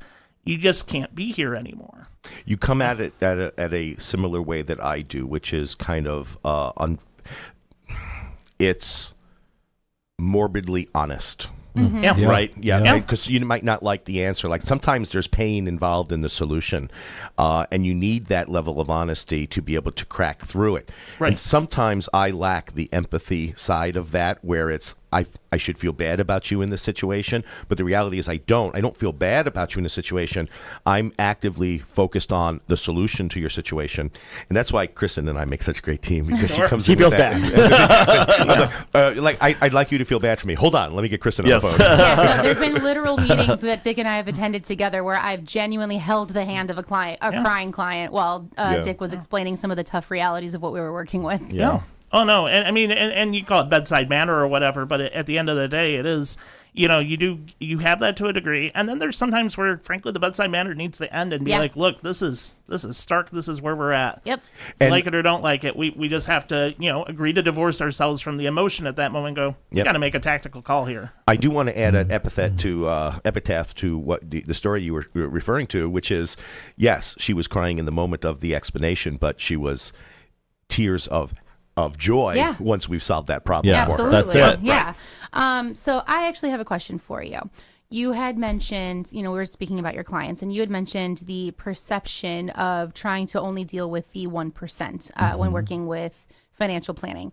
And I don't think it's a secret that most of our listeners probably aren't necessarily in the 1%. Sure. What? We're all working towards it. We're all working towards it. But, you know, if it's 1%, there's not many of them. So statistically, it's probably not most of our listeners. I think we just lost Halliburton as a sponsor. Oh, no. But however shall we survive? Talk to me about expectations of your current clients or potential clients, right? So if I'm in the early stages of developing my financial literacy, my financial plans, if I'm still someone who's currently in what I call survival mode, right? Like you're just kind of working paycheck to paycheck. You're really just working and maintaining what it is you actually have, but you know that you plan on living for the next 30, 40, 50, 60 plus years. Sure. And you want to start planning things, but you don't know where to start. And you're like, talking yourself out of it, right? Where you're like, well, that I can't afford that, and they don't want to deal with me because I'm not there yet. Is that a fair assumption for clients to make, that they can't justify speaking to a financial advisor or planner yet because they don't have the finances to do so? No, and I think that's actually quite the opposite. It's one of those, if frankly, I think one of the biggest challenges is, are you willing to really look at the facts of things, and are you willing to make realistic adjustments to how you behave and how you're going to think about things a little bit? And if you are open to coaching and change, then you're ready in some way, shape, or form to work with someone in this industry that can help. Now, what you may be able to afford and what you may be able to do is one thing, and from firm to firm, it's going to depend how much they're going to want to meet with you in the middle in that regard. I mean, but even on a basic level, I mean, for example, even if you're so you're living in this area and you're going, boy, I've just got a mountain of debt and I don't know what to do. There are nonprofits in this area. For example, Consumer Credit Counseling Service in Northern Illinois, terrific nonprofit that works with people on exactly this sort of thing, and that is what they do. And so, I'll just say it, you have no excuses because there are resources here. It's just a matter of having the willingness to say, I'm trying to work on something here. I'm willing to make change.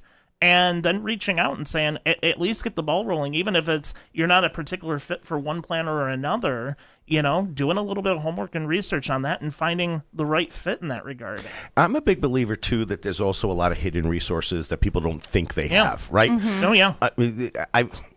I'm sure I'm not the only one who has amazing tact at spending as much as we make, right? So no matter at what level income you are, there's a way to make yourself broke. Yep. Absolutely. And there are sacrifices, but there's also identifying those areas where there are sacrifices. Chris, remember we were in Dallas back in August, and you would ask the question. You would ask the question because they came out and they were kind of pitching the coaching, and they said, if you're new in the business, maybe this isn't the thing for you. If you only got a couple of closings, this isn't the thing for you. And you would bravely stood up and asked the question, hey, I'm new in the business, got a couple closings under my belt, but I've got more in the pipeline. What do you have to say to people like me? And it was kind of a rude response, but an accurate one. And, well, not accurate to your situation, but, they didn't know your situation. And it says, stop going to Starbucks, stop spending $1,200 a month in Starbucks, and start spending it on your business. It was a rude response, but there's a truth there. Yeah. Maybe not for you, Kristen, but there's a truth to all of us there. What are we prioritizing to make room for the better in our lives? Well, and what's interesting is that most people get a lot of the structural stuff pretty correct in terms of people were worried about your rent or their mortgage or that type of thing or what have you.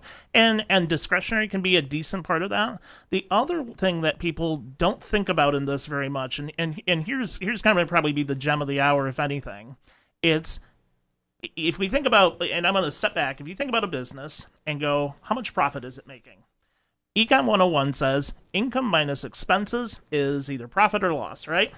Well, we've hyper-focused on that expense part, and what haven't we talked about?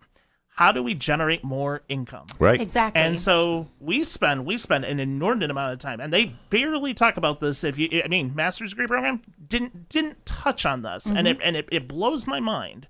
Is career development, skill development, understanding that that whatever you might have gone, educationally, whether it's trade school, whether it's college or whatever that is, and what the market is these things can be very different from each other. But that's also understanding that companies now more than ever are much less interested in what certificates you have and are much more interested in, well, what qualities do you bring? Because we'll teach you how to do the job. Heck, I mean, that's how I've hired people in my own firm. I look at our admin, Alexis, and, I met her originally up at Harbor Brewing in Lake Villa. And she was a terrific bartender, but I'm watching her over a period of several months, and I'm watching her lead a team back there and directing traffic and this, that, and I'm watching her, balance 5 other things at once. I looked and said, that's an admin. That's an admin. That's someone Kristen, there's a lot of ability there. Yeah. And where other employers have blown her off, she'd spent a decade at Best Buy, at trying to break through into management, just time and time again, passed up. And I'm going, but just a real firecracker and a superstar, just so smart. Didn't know until after I hired her, hey, I took calculus. Hey, I did this. I'm like, holy mackerel. And she's been, with our team a little over a year, and she's outstanding. Well, you said, go ahead. Go ahead, no. You said something that I want to touch on.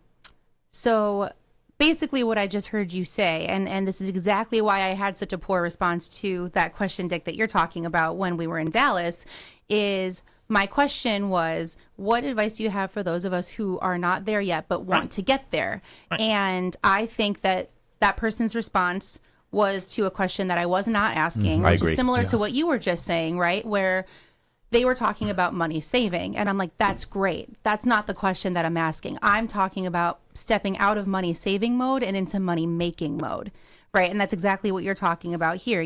That's part of financial planning, is not just, okay, how can I save money? How can I cut expenditures? But how can we talk about growth, right? And so when we're talking about potential clients walking in the door, so if we're stepping out of those who are in financial debt, financial trouble, buried, right? The people who are just at the precipice of starting to That's a good word.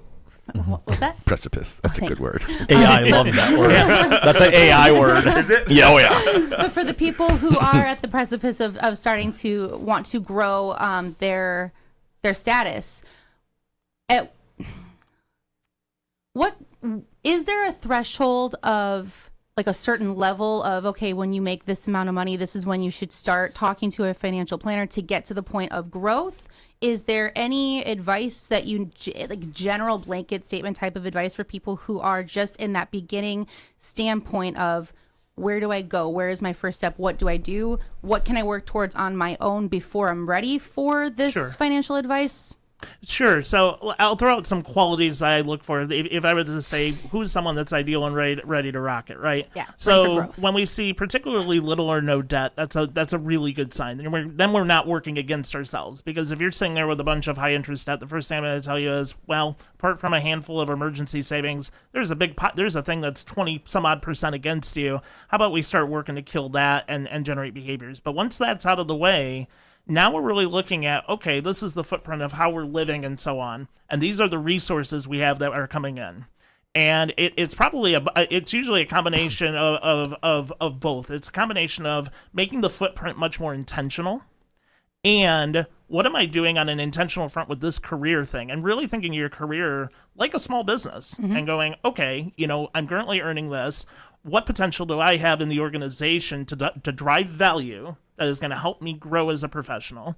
What and what is my game plan if I'm not there yet to get there? And those are a fair amount of those conversations where, that's where I think a financial planner can really shine, is balancing, making sure that I'm living as a sustainable way and growing that thing, because as Dick had mentioned earlier, we're all very good at basically water takes on the container that it's in. It's if I'm earning 2x and I'm spending 2x, then I have netted nothing. Yeah. And so it's we got to make sure. Yeah, can you improve lifestyle to a degree as you're making more money? Sure, but let's not make that an equal trade. Let's make that a maybe I'm improving lifestyle 20 cents on the dollar.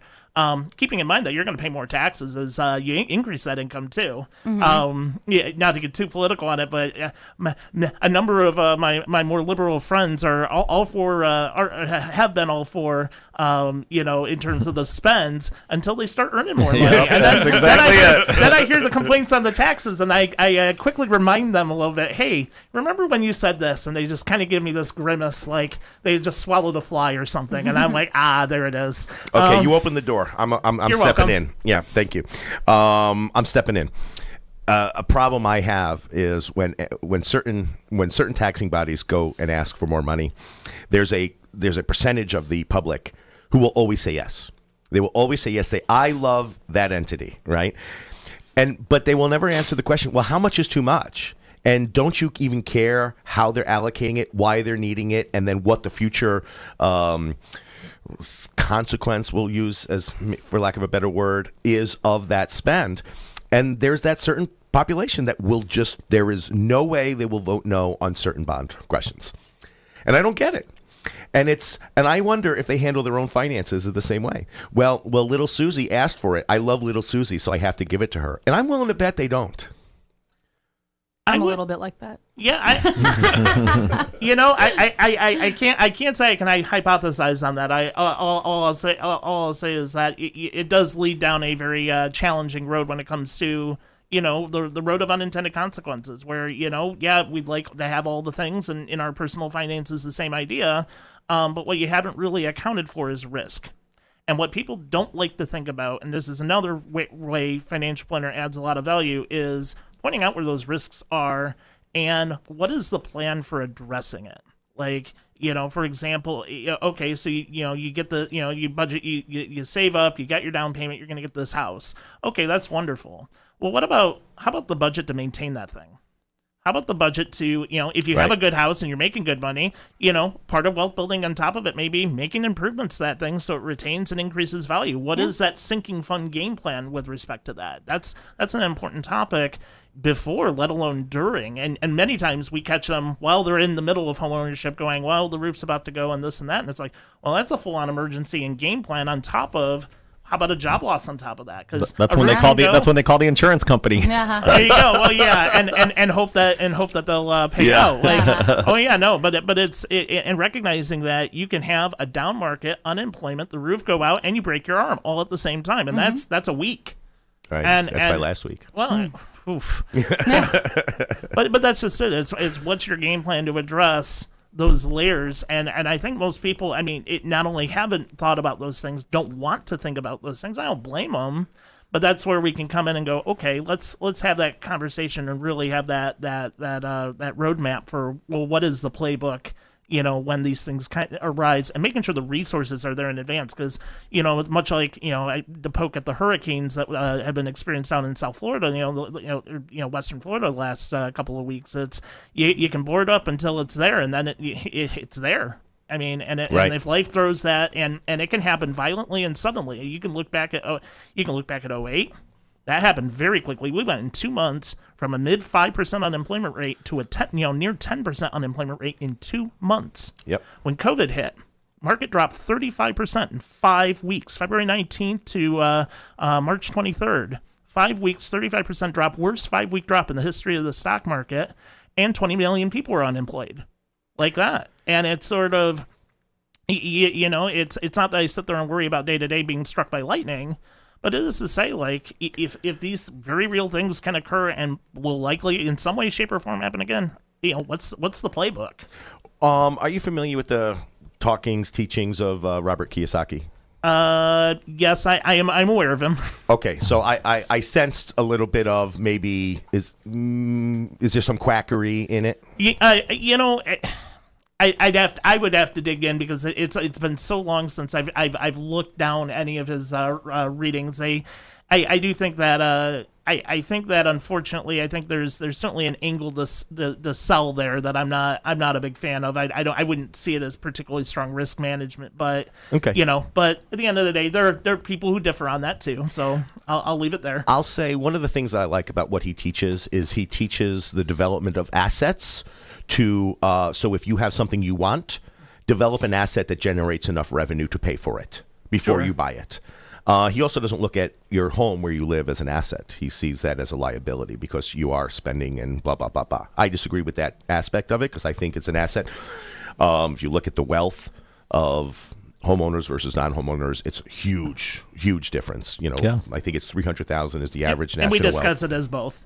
Yeah, you do. We take a hard balance that it's both asset and liability, and just being realistic about it. Markets can move and so forth, but for most people, I mean that is going to be their single largest value of something for many years, if not their entire lives. I mean, if you look currently, people aged 65 to 75, median net worth, including their home, is about $280,000. Mm-hmm.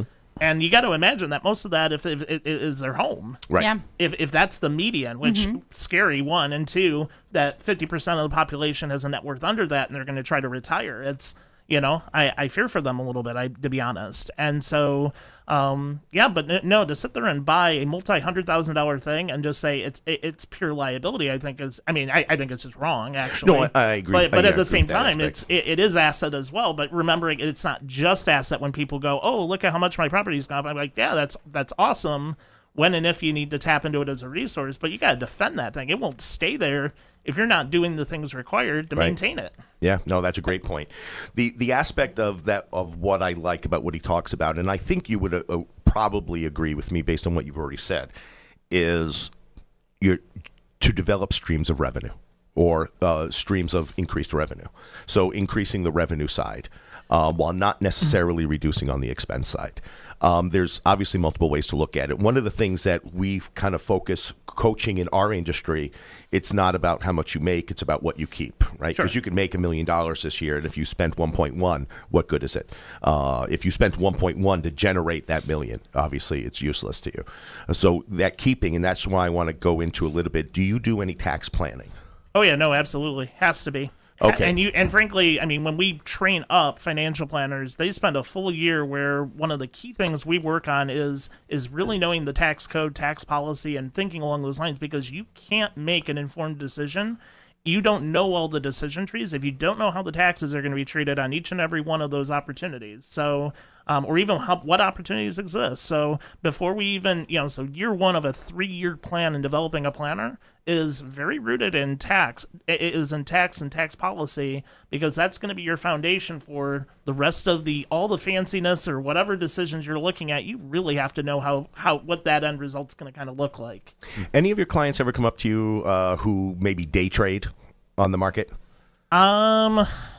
Not really. I mean, I'm sure there are a handful that probably do a little bit on the side for funsies. Okay. I have had a couple of them start that way and fire themselves very quickly when they just see the energy, the inefficiency, and the pain, frankly, when they feel like they get it wrong, and just go, do I really need this in my life? Is this efficient? And I think to the multiple streams of wealth question on that, there are clients that will bring up real estate, for example, from time to time. And I'm not there to dissuade them. I sit there and look at it and go, but hey, keep in mind that if you want to be a landlord, you're going to have these responsibilities that you need to do, again, to defend your asset. Yeah. And there are certain, and we have clients that are very successful doing that. And so, we're not there to dissuade the decision, but it's to say, this is your skill set.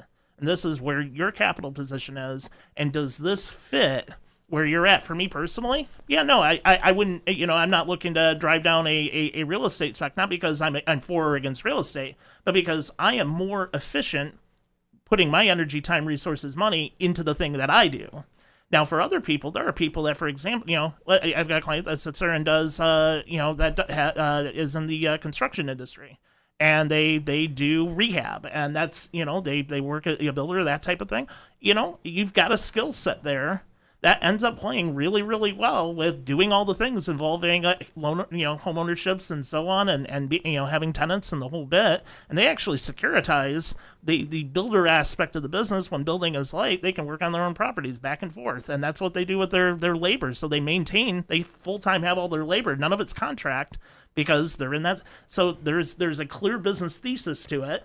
Here's your outcome. And so with every individual, it's going to be a little different what that thesis is, and really deciding, well, what is an efficient manner that's going to let you do that. And that might be, for some people, it's drilling as hard as they can on their career, because if they can make hundreds of thousands of dollars a year doing that, that's what they're going to do. Why on earth would you diversify that? I wouldn't. Right. At the same time, there are going to be people who maybe that isn't one avenue, but they have a couple of avenues, and they go, I do this and then I do that, and that's how I'm buttering my bread. Okay. I've known a lot of people in our business, in real estate business, who were incredibly successful that diversified to do other business ventures because they think, ooh, that looked like easy passive income, and they just wind up destroying both industries for themselves. It's what's funny is that and it's one of frankly Trump's earlier books from I'm blanking on like 90s, early aughts, where he talks about a friend who was very, very successful in construction, and then he saw all the money being made on the real estate side, said, I'm going to go into real estate. And Trump's like, well, why would you do that? If you're making great, this ended up, losing the business, getting divorced, this, that, and the other thing. And, at the end of the day, what that guy go do? Started a new construction company, and within 3 years' time was right back at it, and going, it's one of those again. And sometimes it's hard to make that call, especially when you look, you say the grass is greener, but really, especially when it's a sparkling, this sort of thing, you're not recognizing all the risk and all the work required to get to that point, and that that gem that you're looking at may only be the top 0.01% or 0.5% or whatever, and everyone else. It's kind of like there was a survey on Twitter of financial planners that said, how much money do you need to make to be successful as a financial planner? And there were thousands of people. Now, how many of them were actual financial planners? Unsure. Although the person that ran the poll is, we'll just say, is a very much a known source only in that space. So I would say it's a fairly reliable poll, actually. And over half of them responded that you needed to make over $300,000 a year to be successful as a financial planner. And I looked back and I went, but what percentage of the financial planning population actually makes that number? Oh, darn few. And what do those people do? Run firms. And they work 80 hours a week, and they're stressed, and they're this, that, and the other thing. Like, there's then the whole life attached to it of being a business owner and being accountable to everything and multiple regulators and then some. So do you want to live, even if you can get there and you have all the ability in the world, do you want to live like that? Right. Cool number, but if you hate your life, then God, I don't think it's worth it. A lot of similarities and parallels between your business and ours, obviously. Not surprising at all. You've got agents making millions. You got agents. I think the national average is $60,000 a year, $50,000 a year. And you have agents who haven't had a sale all year. Right, and then there's a lot of those. Huge quality of life. Only about. I don't even know what the percentage is, but it's a small percentage of agents actually do the business. Right. But there's a huge quality of life issue for agents, especially when they're first coming in, because you're on the beck and call morning, noon, night, weekends, holidays, birthdays, Oh, yeah. You're missing family for that. Yep. Well, and so, like, in terms of how our firm and how we structure that sort of thing, I don't expect any of my team to sell. And so the beauty in terms of what their workflow looks like and whatnot, I said, we'll sell it is let's do great work. Let's do great work. We're going to ask for referrals, and whatever happens. And I've been, in a couple of different businesses, and that's worked out very well as a formula over the years, by the way. If you're starting up a business, simply put, do great work and ask people to talk about you. And turns out most of the time, and that frankly is how most financial firms grow. 65 to 80% of, even the big firms, 65 to 80% of their new people, it's referral. It's not that they're going to go and spend some whiz-blown ad and that's going to build their business. Yeah. But when we're bringing people up, we're paying a salary. We bonus based on performance in their job. But nothing on opening accounts or any of the other tactics that tend to exist, and we're not in the product business. So, we don't do insurance or annuities or any of that. So, look at Bernie Madoff. That's how he did. All word of mouth. That's some custody thing is another thing, which that's a no too. But over time it's like, and I'm very open to the team. I said, is this the job that's going to pay you that $300,000 a year? No. Are you going to earn a good, amount, wage, live comfortably, and good market, bad market, and everywhere in between? You're doing a good job. This job's here. Yeah. And that's how we approach it. And we're a little different in that regard. But it's then saying, here's the balance. Now, if you want to go and do that, there are jobs, 30 minutes away that pay probably almost 100% what above and beyond what I do. But what are those people doing? They're product selling. They're selling. They're going to sell that whatever all day long. And you don't sell products. No, we don't. Not at all. Yeah. Oh, that's interesting. Yeah. We did. Yeah. No commissions at all. None of that. None of those structures. So anything, like I said, involving nothing in the annuity business. No producing insurance. We advise clients on what insurance to go out and look for, but we don't sell it ourselves. So will that be something you do one day, or is it just out of the model because you think there's a conflict? Fiduciary. Yeah, no, we are. Yep. So in every service we provide, we do financial planning, investment management, tax preparation. We are a fiduciary to everyone. Every contract has it, and it is plain language. It is not just best interest or we'll try or whatever. It's no, we are a fiduciary. We must put you ahead of us. If we don't, that's got legal teeth attached to it, and that's and potentially losing licensure, and that's. Most planners won't do that, and but I look at it as simply, and as we grow, that's a dead hard line for me. I just refuse to put myself on the other side of the table from someone else. I want to be on your side. Well, absolutely. Well, and it's philosophically consistent, and that's not to dog if you're an you're an insurance broker or whatever, and that's your job, or you're in mortgage or whatever. No, those are important roles. But you can't also be telling the person, you need to go buy this product. Also, I sell this product, and I'm going to earn money on both ends, which is legal, by the way. You can totally structure your firm that way. Oh, you disclosed it. Well, that's cool, but it doesn't meet the same sort of standard as saying, you know what? Yeah, we're going to advise you to do this thing, and we're going to make sure that the options that are, that we're pointing you to options that are a best fit for you, whether or not we're going to make any money off of those options. And so by just staying away from the things that we're pointing at, then we can refer that and go, hey, look, we've got, these are the things to look for in terms of who is that quality person to work with on those items. And that's great. And like I said, lots of people that are really good at all those other elements. We just don't have to be that. Sure. Yeah, and that's why competition exists, right? Oh, absolutely. People will make their decisions based on what they think is their best interest. I do want to get into. I'm not going to ask you any questions. Well, it won't be my intent to ask you a question where you have to give a trade secret. Sure. No. But what would you say the best tax planning strategy that you are aware of that people wish when they found out about it, they wish they knew sooner? Is there one gleaming thing like, oh my God, if I just knew that, I'd be in such a different place today? It's actually really tough to find that anymore because of how basically when TCJA, so the Tax Cuts and Jobs Act of 2017 came around, that was a bit that took out a whole lot of that whatever those secrets of the universe would have been. Lifted the when veil. they doubled the standard deduction and said, but quit writing off everything. Yeah. Like I think one thing is for example, if you are a small business owner, that's something you've talked about, Sly. Mm-hmm. Yeah.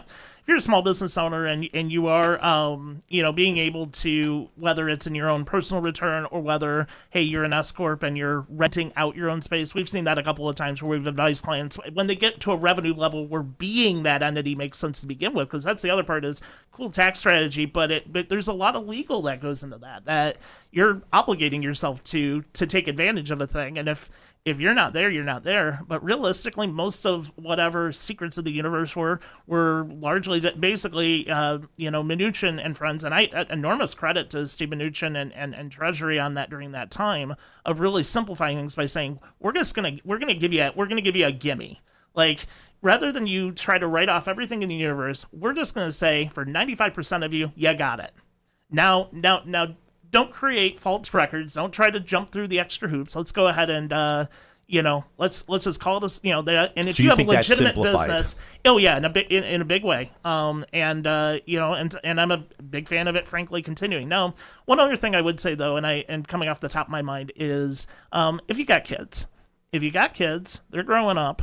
There are definitely opportunities when it comes to if they can do legitimate work for your business. Mm-hmm. So if you have kids, you have a legitimate business you're running, and you can find a role for them. It doesn't have to be a big role, but if you can find a role for them where they can earn money, then you have an opportunity there when it comes to avoiding a minor amount of taxes in terms of some of the things involving employment taxes and the ability for them to contribute to things like a Roth IRA, where they can put that money in let that thing grow tax free after they pay income taxes on it as income. Being able, Sly, you look so pleased with yourself. You're like, I've mentioned this too. Oh yeah, no, and I think that's. I mean, there are opportunities like that, but again, notice how many conditions I had to come up with in order to generate that. Mm-hmm. And again, it's got to be legit. And isn't that a great thing to have a planner work with you on? So So I do have a question for you. In your opinion, right? So it's literally just opinion that I'm asking. Sure. In your opinion, is there a certain threshold of if you make X amount of money per year, you should be talking to a financial advisor?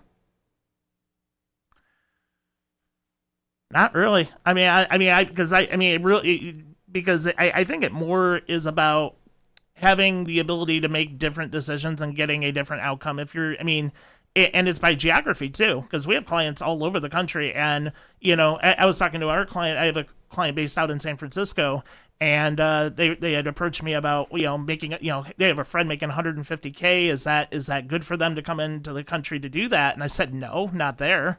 And they were like, what? And I said, $150K in Chicago is amazing. Like you can do all sorts of stuff. $150K out there, if, once you add $6,000 worth of rent a month, oh yeah, no, you're in trouble. Yep. And so it's going to be relative to that to a degree. But what I would say is this: I guess I would probably point to at least median income, and that's probably a closer gauge to if you're at least earning median income. That's you probably have some degree of maneuverability. But I think that's just it. And if you don't, there's still maybe a conversation to say, well, how do I get to that level? Okay. So I think there's still a conversation in it, but you're probably hiring a planner more once you're at or above that median income for your area. That's probably the best gauge I can give. And obviously each geography is going to be considerably different potentially. Because again, $150K around here, you can go nuts. Over there, you can barely pay rent and groceries. I'm a little surprised by that answer from you. I thought you would have said the bar would be lower for the purposes of, getting on the correct course. But your answer was, again, honest. And I appreciate that. Are you on TikTok? Not on TikTok. No. You're not even as a viewer?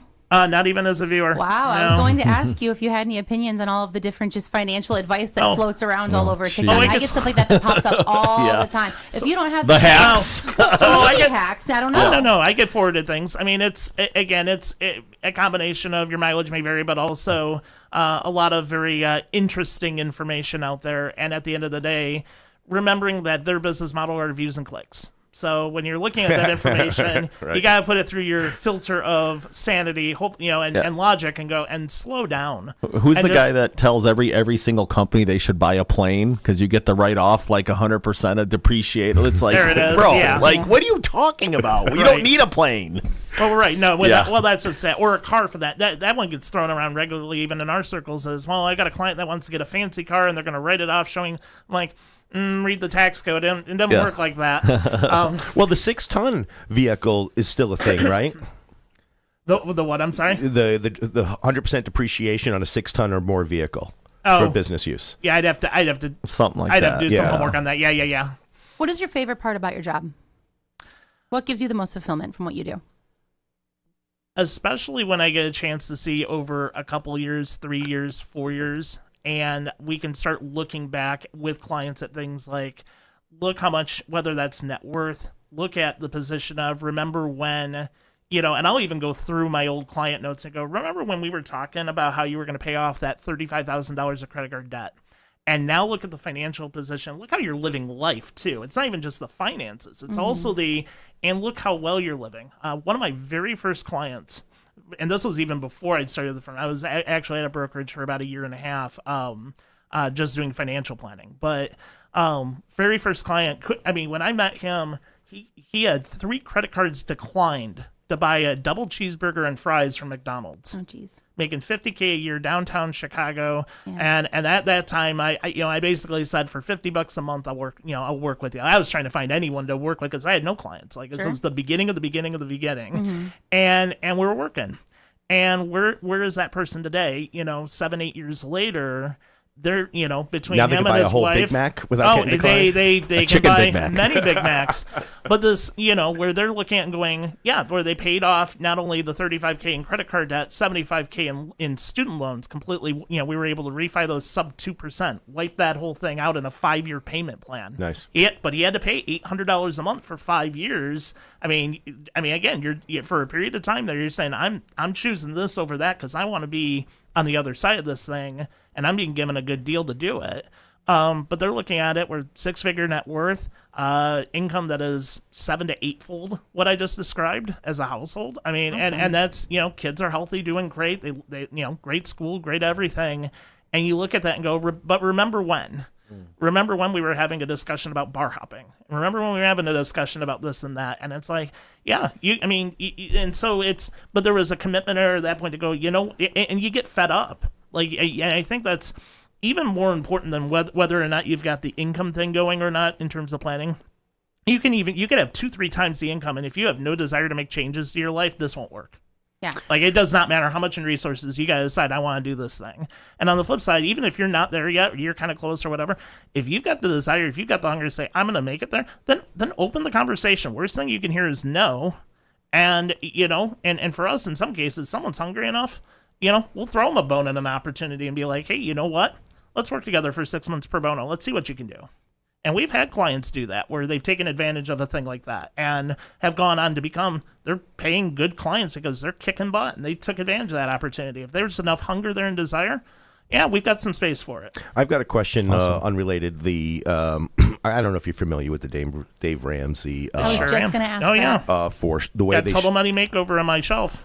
Oh, okay. So the way he structures debt by focusing on lowest dollar amount instead of interest rate, what's your opinion on that? I think there's considerable merit to it if you're doing it by yourself. Like, I know the math, you go on the Boglehead website or whatever, and people will crow about it up and down, how terrible. But the thing is, what it answers the question is, if you're by yourself, and I was in this situation back in 2009, 10, remember I lost that job, and I had debt of my own.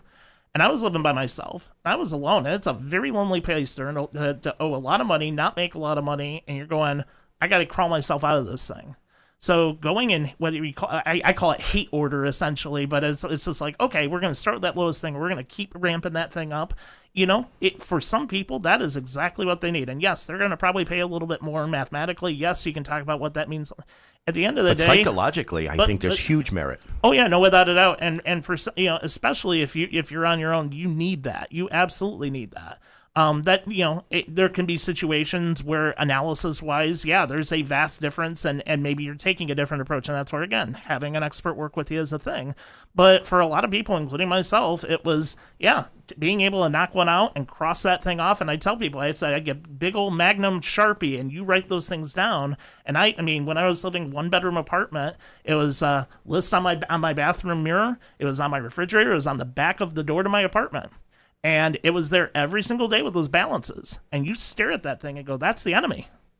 I paid off $42,000 of debt on $60,000 income between 2 different jobs in 2.5 years' time. Wow. And it was just, you want to talk about rice, you talked about rice and beans and, the gazelle being chased by the cheetah and all of that. I mean, I listened to the show 3-4 days a week back then. And it was just like, bottom line is that you get hungry enough. And you just have to get angry and hungry enough and go, I'm not going to be here anymore. Stephen, I think we can go another whole show. Oh, yeah, absolutely. Seriously, because you've been a great guest, and I want to make sure, I want to just remind the listeners and the viewers, if they wanted to reach you, what's your phone number? What's your website? Phone number, 517-242-7804. Website, briggswealth.com. You can find us on social media. Got a beautiful Facebook page as well as on Instagram as well.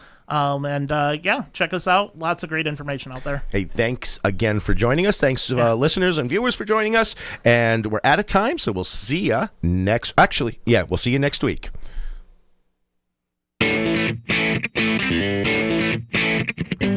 That's a wrap on today's episode of Unlocking Lake County with Dick Barr. Thank you for joining us on this journey through the heart of our community, exploring the ins and outs of real estate and meeting the people who make Lake County truly remarkable. Remember, every property has a story, and every community member holds a key to unlocking our county's full potential. Don't miss out on discovering more hidden gems and expert insights. Make sure to tune in every Wednesday at 12 noon for another episode of Unlocking Lake County with Dick Barr. Until then, keep exploring, keep dreaming, and keep unlocking the possibilities that await you in Lake County. Thank you for listening, and see you next week.